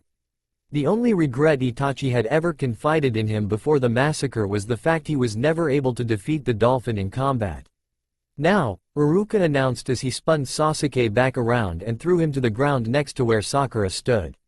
Said pink-haired medic stood in shocked wonder at the transformation that had overtaken her former teacher. What surprised her even more was the fact she never saw Iruka move, nor had she seen him sit his son on the ground about 20 feet away from them. The little boy sat there, happily playing with the little wooden kunai Naruto had gotten him for his last birthday. As I was about to say before this, unpleasantness, was that the Lady Hokage has sent me to deliver this to you. OWW. Sasuke barked as a scroll bounced off his forehead before falling into his lap. As he opened it, Iruka smiled evilly as he made his announcement. He was enjoying the parade of emotions that was playing over the young Uchiha's face. As of this moment, Uchiha, due to your actions and your lack of supervision of the team under your command, Lady Tsunade has demoted you to the rank of Chunin. This is a temporary measure until such time as your probationary supervisor deems you ready to return to the rank of Junin. At any time between then and now, you can and will be visited by your supervisor at any time of the day or night. You will report to your supervisor daily to receive any assignments that he has deemed appropriate for you at that time. Failure to do so can and will result in the loss of your status as a shinobi, your family fortunes, and the remainder of your family lands. Do you understand the terms of this decision? Iruka asked as he looked at the couple before him coolly. Sakura was stunned, but Sasuke was turning red with an ever-growing anger. Surely, Iruka-sensei, this is entirely too harsh of a punishment for an unsuccessful mission or two, Sakura reasoned, her confusion growing, but so was a rather bitter suspicion. It's a matter of character, Haruno, Iruka replied as he walked over to his son and picked him up from the ground, or the lack thereof. Junin hold a place of leadership within shinobi ranks, and their actions, both on missions and in their private lives, are subject to review. I thought Kakashi had taught you about the importance of teamwork. Team members don't not stab one another in the back, he spat. So, just who is my supervisor, then, if I may ask? Sasuke inquired, his voice dripping with sarcasm. He felt his world sink when he saw the shark-like grin on Iruka's face. Me, he replied, killer intent rolling off him like waves of malice, and after what you have done, you had just better pray I don't have you listed as a missing nin for what you have done. So, this is about Naruto, huh? Sasuke barked as he sprung to his feet, his fist clenched and crumpling the scroll in his possession. That's me. Iruka's little son piped up as his father tried to suppress a smile at his child. Hush, now, Ruto. We're talking about your uncle Naruto, not you, Iruka said gently as he turned his attention back to the others. He gave me this, the little brown-haired boy said proudly as he brandished his wooden kunai that his favorite uncle had gotten him. What, is that bastard's pride hurt so much that he's crying to Tsunade to punish us? Is that his little, oof? Sasuke doubled over in pain as Iruka removed his fist from the Uchiha's stomach. Remember what I told you about cursing, Uchiha? Iruka seethed as he took a step back and took in a calming breath before continuing. Naruto hasn't asked for anything, as well you know. So keep your mouth shut. Now, meet me at the academy first thing in the morning about your first assignment. Afterwards you'll have to go help the farmers as previously ordered. And what happens if I refuse? Sasuke growled, his temper getting the best of him. Iruka raised one eyebrow and cast a look to Sakura and their child. Do you really want to become a missing nin again? Can you imagine what that would do to Sakura and your child? Would you want that life for them? Would you really like your son to grow up known as the son of a traitor? Is that any kind of life for a child? Iruka asked softly, causing Sasuke to back off and think about the consequences of his actions, or lack thereof. He glanced at Sakura and their child, and decided it would be best to control his temper and swallow his pride. No, Iruka-sensei, it's not. I'll do as you say, he replied, defeated. Iruka nodded as he turned with Ruto and began to walk off. Daddy, can we go see Uncle Naruto again? I miss him, Ruto asked quietly as his father began to carry him from the training field. His question caused Sakura and Sasuke both to gasp in shock. Iruka-sensei, do you know where Naruto is? Sakura asked hopefully. Iruka spun around quickly and glared at her incredulously. His jaw dropped as she continued. We haven't seen him since the baby was born, and we all need to sit down and have a long family talk. Please, can you tell us where he is? You really don't know, do you? The scarred Chunin asked disbelievingly. Sakura watched as Iruka and Ruto both got quiet, sadness clearly evident in their eyes. Of course not, Iruka-sensei. We've been looking for him since the day he stormed out, Sasuke replied, acting like it was the most obvious thing in the world. Unka Naruto is in the hospital, Ruto said as the training field got deathly quiet. A platinum blonde kunoichi peeked around the door to see if anyone else was in the room other than the stricken occupant of the lone bed within. Seeing nobody else around, she sheepishly opened the door and shuffled over to the chair beside the bed. She chided herself for her timidness, for Ino Yamanaka was never timid. She faced life head-on, ready to kick it in the balls if it gave her any lip. Or at least, that was the impression she gave the rest of the world. There was only one person on the planet that knew otherwise, and he was the one lying on the bed in a coma. "Hey, Naruto," she whispered with a sad smile on her face as she sat down and reached over, taking his rough, still hand in her own slender one. She glanced around and made sure that no one else was around, fearing that everyone else knew her horrid little secret. She knew that was a silly thing to fear, for she knew that her loving father hadn't told anyone else of what he had found in Naruto's mind, as it pertained to herself. "Aw crap, not her again." Kyuubi grumbled deep within his cage. "You'd think she'd give up on you, Kit. How are you doing today?" she asked as if expecting an answer. When none was forthcoming, Ino sighed as she patted his hand. She looked sadly at his still face, noticing how peaceful he looked. She shook her head at the image that flashed through her mind. "How the hell you think he is, idiot? He's in a fucking coma. Damn, you blondes are dense." The fox growled as a shudder ran throughout his great body. "Daddy came home a week ago and told me about the mind dive he took to try to see what was wrong with you," she whispered as she thought about what all her father had seen in his mind.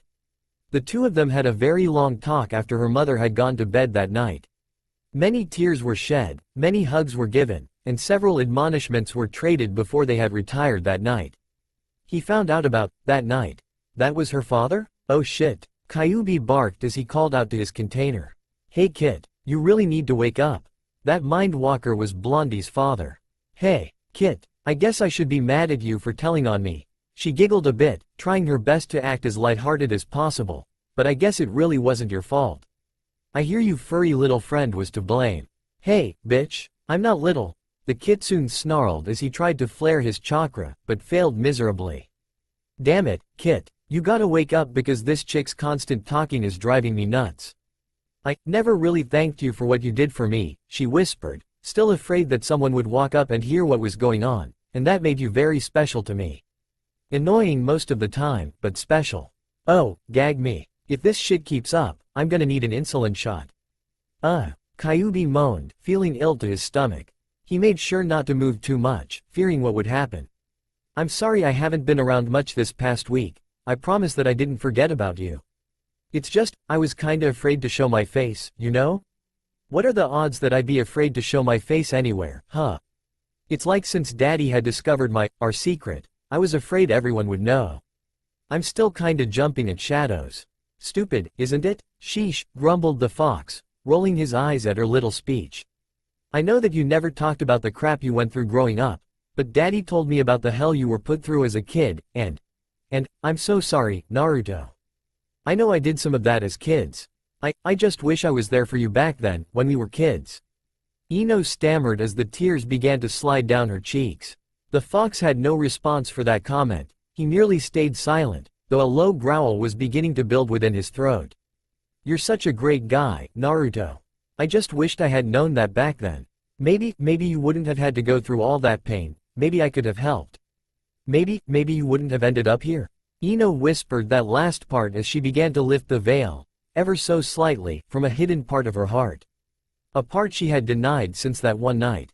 Maybe, the fox agreed, but maybe if a frog had wings, he wouldn't kick his own ass when he jumps. "Toads," Kyuubi heard whispered, but it was so soft, it could have been a trick of the wind. "Daddy shared some of the memories with me," the blonde kunoichi continued, which caused the fox to raise its eyebrows, but he said that there were some that were too intense for me.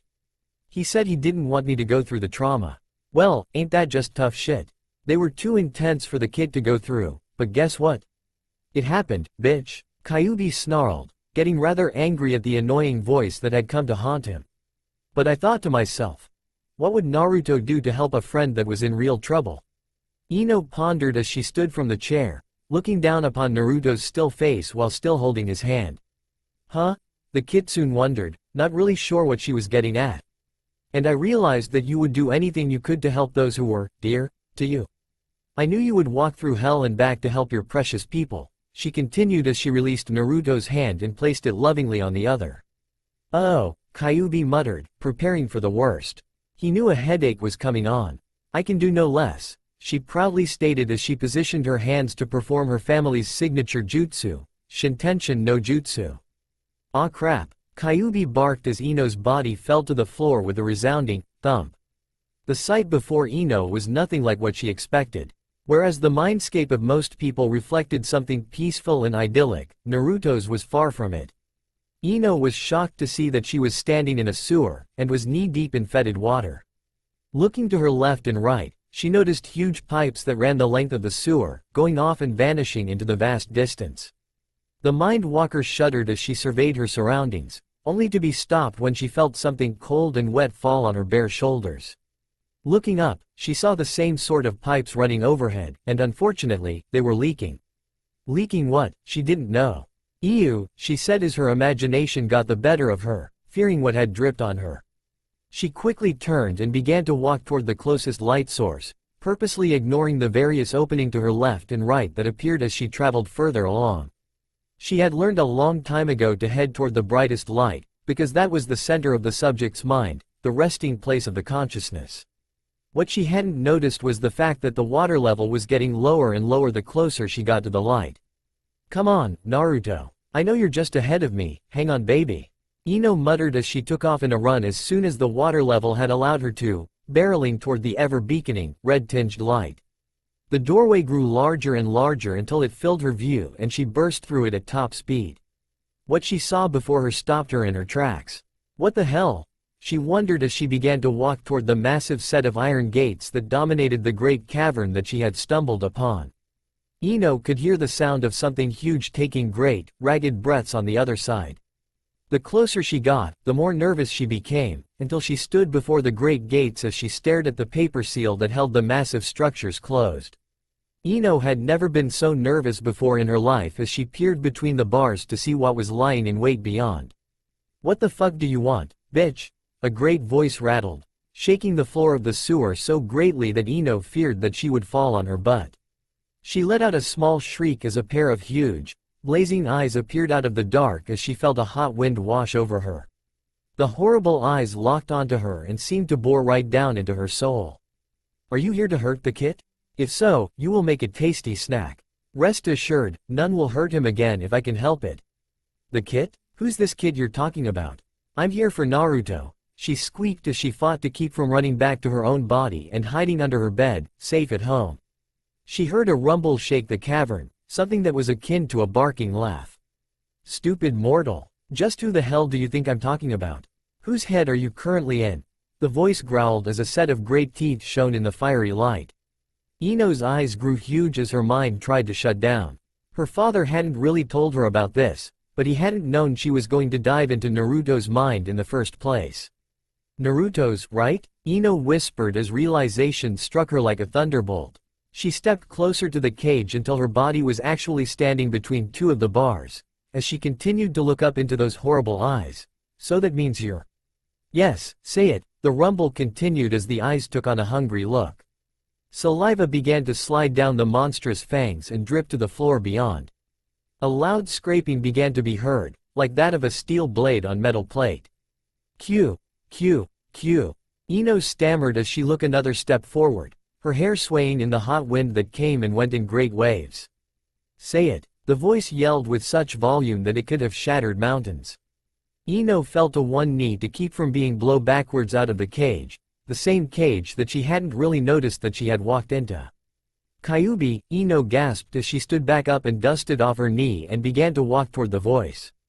Yes, Kyuubi no Kitsune, Kyuubi no Yoko, the nine-tailed fox, king of the Biju, lord of the great-tailed beasts, lord of demons, I am all that and more. Now, just who the fuck are you? Kyuubi answered as he watched the blonde before him continue to walk toward him, never knowing exactly what kind of danger she was in. Either she was very brave or very stupid. I'm Ino Yamanaka. The Mind Walker replied as she continued her trek toward the terrifying eyes. Kyuubi's eyes grew wide in surprise. "Ah, you're the blondie." Kyuubi barked, laughing his tails off. "God, you're so annoying. I haven't had a decent rest since you started talking to my idiot of a jailer." Ino bristled at her reception. "Hey, you bastard fox. What the hell gives you the right to talk to me like that?" Ino yelled as she walked even closer toward the blazing eyes, her fist raised like she was going to bash his head in. "If it wasn't for me, you would be dead." A great crashing threw her from her feet. "What? How dare you speak to me so? If it wasn't for the fucking people in this forsaken village, we wouldn't even be in this situation." The Kyuubi snarled, tearing great chunks out of the floor of his cell. "After all the hell you people put him through, oh shit. Kit, I'm sorry. What's wrong?" Ino shouted as she sprinted toward the voice before coming into a large circle of light and screeching to a halt at the sight before her. "You're the Kyuubi? What? I've already told you who I am." Kyuubi snarled as he nuzzled something between his front paws. Ino just stared at the sight before her. The great and terrible Kyuubi no Kitsune wasn't as great and terrible as she had been led to believe. The beast was huge, that was for sure, but it was nowhere near as large as he appeared to be when she was outside the cage. Without his tails, which were laying limply on the cage floor, Kyuubi was no longer than about 60 feet long, and since he was laying on his belly on the cage floor, his head measured about 13 feet or so off the ground. His fur varied in color from a deep red to a pale orange, and as she began to walk around him, she noticed a huge gash in his side that seemed to pour blood. She followed the trail of blood down and noticed that it pooled in the bottom of the cage, coloring the water a deep crimson color. She began to walk back to the front of the tailed beast as his head swiveled and followed her every move. When she came toward his front paws, which seemed to be shielding something, his head lashed at her with a huge snap of its jaws. "Hey, what was that for?" Ino bellowed as the Kyuubi pulled its head back and nuzzled whatever it was hiding between its paws. "You are not to come any closer to him, do you understand? I will not have him harmed again. I forced that last Mind Walker to live through the hell the kid went through, and I have no problems doing the same to you," the fox growled as his eyes locked onto Ino's. The platinum blonde's temper got the better of her as she placed her hands on her hips and barked back, forgetting she was yelling at the most powerful of the Biju. "If I was here to harm him, don't you think I would have done that outside his mind, dumbass?" Ino yelled, causing Kyuubi to smirk inwardly. "I came here to find out what was wrong with my friend and to find out why in the world you aren't doing your job and healing him up. And that other Mindwalker was my daddy, and he was here to help Naruto, too. Not doing my job? Now see here, you little snack, I'm doing everything I can for the kid. I'm trying to protect him from you assholes while holding his mind together. I'm sending as much chakra as I can to heal him, but it's kinda hard seeing how I'm kinda fucked up right now." Kyuubi sniped back, causing a small whimper to come from between his paws. "Hush now. It's alright, Kit, I'm not going to let her hurt you." Ino, a small, childlike voice said so softly that it would have been easy to miss. Ino gasped, her eyes growing wide as something sounded vaguely familiar about that voice. Is that Naruto?" she asked quietly as she stepped slowly toward Kyuubi's paws. He refused to stop her as she drew closer and closer and finally saw the small boy laying there on the ground, wrapped up in the fur of the fox's paws.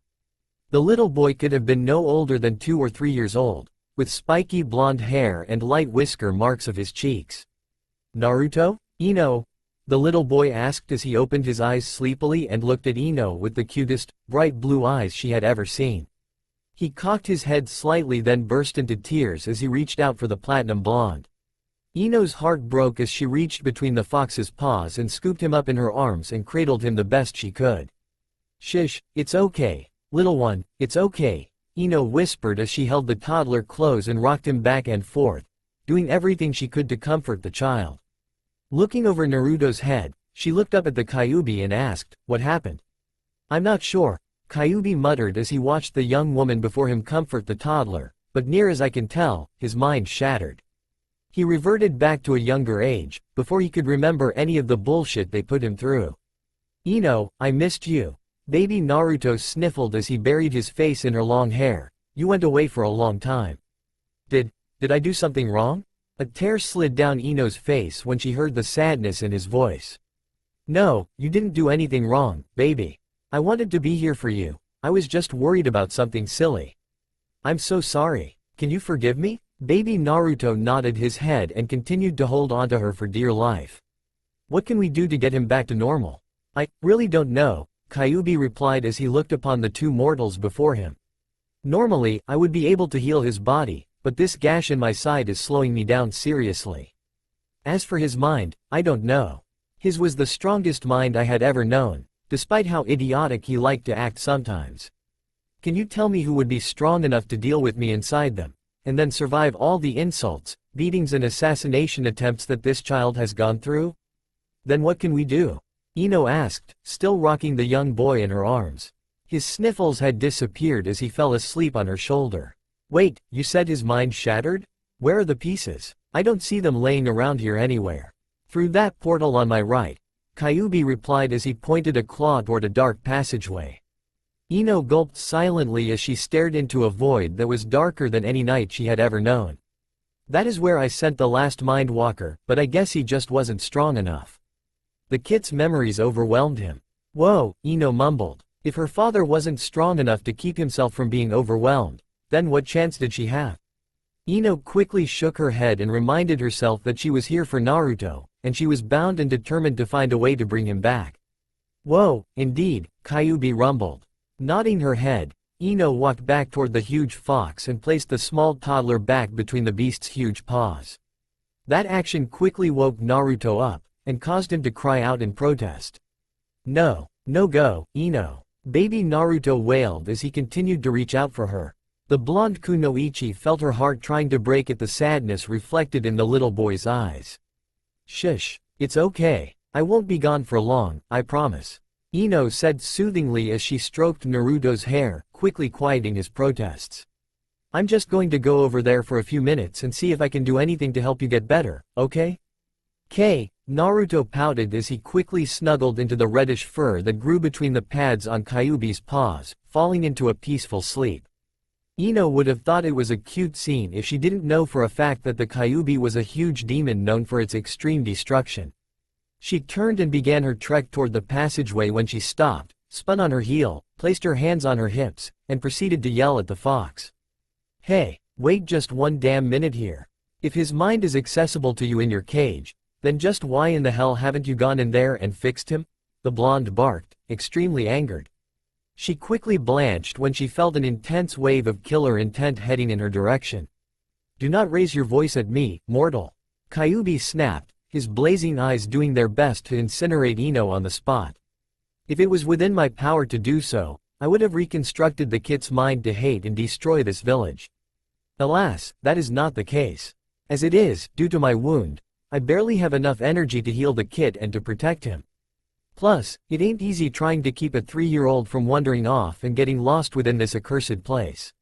Your wound? Ino asked as she moved back toward Kyuubi's side, until she came to the gash in his side that she had noticed earlier. Looking closer, it appeared to her as if it had been sliced open by a rather large sword. The blood she had seen pouring from it earlier was, in fact, the Kyuubi's chakra. He was losing it in rather copious amounts. How? She asked, amazed that anything could have harmed the Kyuubi, especially since it was sealed within Naruto. The kid, Kyuubi answered as he looked down upon the sleeping bundle between his paws. He gave that to me the same time he gave you that scar on your belly. He wasn't actually trying to harm me, just stop his own pain. He wasn't exactly in his right mind at the time. Yeah, no shit, Ino mumbled as she charged her hands with healing chakra and ran them over the wound, with no result. It is of no use, Blondie, the kitsune grumbled as he felt something strange stir within his massive chest. That is pure demonic chakra pouring out. It will easily overwhelm yours. The kunoichi pondered as she pored over the medical knowledge that Tsunade had forced into her brain during her training. A spark of an idea appeared, as she remembered an ancient technique that had been used to close wounds in the past. That just might work. What are you going on about? Shouldn't you be trying to fix the kid's mind? The fox growled. Only to yelp as Ino swatted his hindquarters with a giant, rolled up newspaper that appeared out of thin air. The power of the mind is a wondrous thing. Shut up, stupid fox. Ino admonished as she closed her eyes and concentrated, until an 18-inch long, curved needle appeared in her hand. Now, listen up. All this chakra of yours that's pouring out, can you control it? Kyuubi quirked an eyebrow at the weird question. Mostly, I think. However, once it's out and mixed up with the kits, it's out of my paws. Ino nodded before giving the fox some strange instructions. Alright then, what I need you to do is to form your chakra into a rope about a half an inch thick and to keep feeding it to me until I tell you to stop, okay? Kyuubi turned his head and looked at the strange girl at his side. Just what do you plan on doing? He inquired as he watched Ino grab the chakra rope, only to jerk her hand back as the demon's life force burned her. Thinking quickly, Ino formed thick gloves and a surgical suit around her body before grabbing the rope once more and threaded it through the needle in her hand. Or as Kyuubi thought of it, a harpoon. Okay, this may sting a bit, but I bet a big, bad demon lord like you can handle a little pain, now can't you? Ino smirked, watching the hackles rise on the kitsune's back. Taking a deep breath, Ino plunged the needle into the torn skin of the Kyuubi and pulled it through before pulling to the other side and repeating the process. The Kyuubi let out a little yelp each time the needle punctured his skin. Okay, I guess not. Does the little baby want a lollipop when Nurse Ino's done? Stupid, insolent mortals. First, the fourth, then the brat, now you. What did I do to deserve this? He muttered, then winced as the torture continued on. Ino grinned as she continued to work on the great fox. You want an itemized list, or just the highlights? The blonde asked cheekily as she tugged the separated skin closer and closer together, doing her best to take care of her patient. Just shut up, the Kyuubi whimpered as tears formed in the corner of his eyes. Between the pain in his side and the weird feeling in his chest, it was taking its toll and leaving behind a very confused fox. How much longer? Just about done, she replied as she climbed higher and higher to accomplish her task.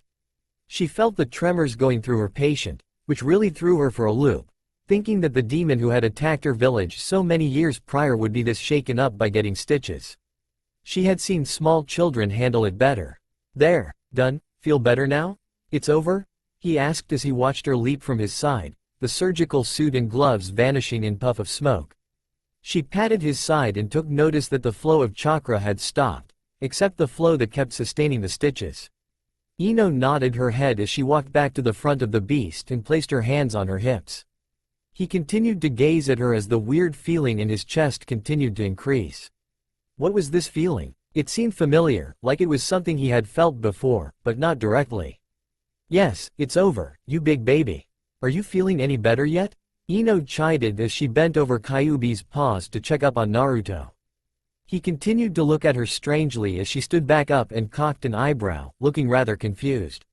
What? Yes, I am feeling better, Kyuubi replied as he tried his best to understand what was going on. What was this feeling? Gratitude? Why would she do this for him? Just to help her friend? Naruto would have survived despite the wound on Kyuubi. Didn't the little snack know that? Surely, she did, so why? Thank you. I wonder though, why did you do this for me? You know the kid would have survived without having to treat me, right? Well, Ino said as she looked down at her feet for a second before returning his gaze. You see, I don't like seeing others hurting. That's one reason I trained as a medic, to help others out. Not that I'm any good at it, but I still try.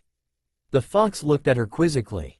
Don't sell yourself short, young one, Kyuubi rumbled, you did an exemplary job. So, you didn't do this for the kid, but, for me? Ino looked at him like he was an idiot. Of course I did it for you. Like I said, I don't like seeing anyone hurting. Is that such a strange concept to understand? The blonde asked, shaking her head. Kyuubi barked out a short laugh. For a demon, yes it is, he answered back, and laughed some more at the look on Ino's face. Come here, Blondie, I have something for you. Okay, Ino said cautiously as she stepped a little closer to the fox, but stopped when he raised one tail and whipped it around, pointing straight at her stomach. By the way, my name is Ino, not Blondie. You know something, Blondie? I like you. You remind me a whole lot of the kid. Now, hold still for a sec, Kyuubi ordered as the very tip of his tail began to quiver ever so slightly, drawing a rather intricate design across the scar on Ino's stomach. When he was finished, he sent his breath to wash over her, causing the design and the scar to both vanish before Ino's startled eyes. "What was that?" she asked, rather dumbfounded. Kyuubi grinned as best as a huge fox could. "A kindness for a kindness," he replied, shocking the young blonde. "Your scar is gone, hidden in the seal that I just placed on you. Now, don't get upset. It wasn't an evil seal, all it does is hide the scar, and links you to the kid." What makes you think I want to be linked to him? I don't think of Naruto like that." Ino bellowed, then quickly lowered her voice so as not to wake the sleeping toddler. "Bullshit. Don't you think I would have access to his memories? Or that I don't know that you have looked after him since this crap started? I may be a demon, but I have lived untold millennia, so I know when someone cares greatly for someone else. Listen to me before you protest yet again. All the seal does is let the one know when the other is in trouble. You two have been looking after each other off and on for years now, so what's the big deal?" said the kitsune as he watched the blonde before him visibly calm down. "Alright, now I think it's time to try to get the brat's mind back together, don't you?" Yeah," Ino answered as she looked toward the great void once more. Kyuubi saw a slight shudder ripple through her being at the thought of entering such a daunting place. "Listen, if you get into trouble in there, just send a little chakra into your seal and I will see what I can do to help you out, okay? Remember, the kid needs you right now." Kyuubi whispered as best as he could, which wasn't much of one, but what can you do when you're a huge demon fox? "Right," she said as turned and, with one last look toward the sleeping toddler, marched into the dark, intimidating void beyond. That's all for now. If you enjoy then please like, share and do comments.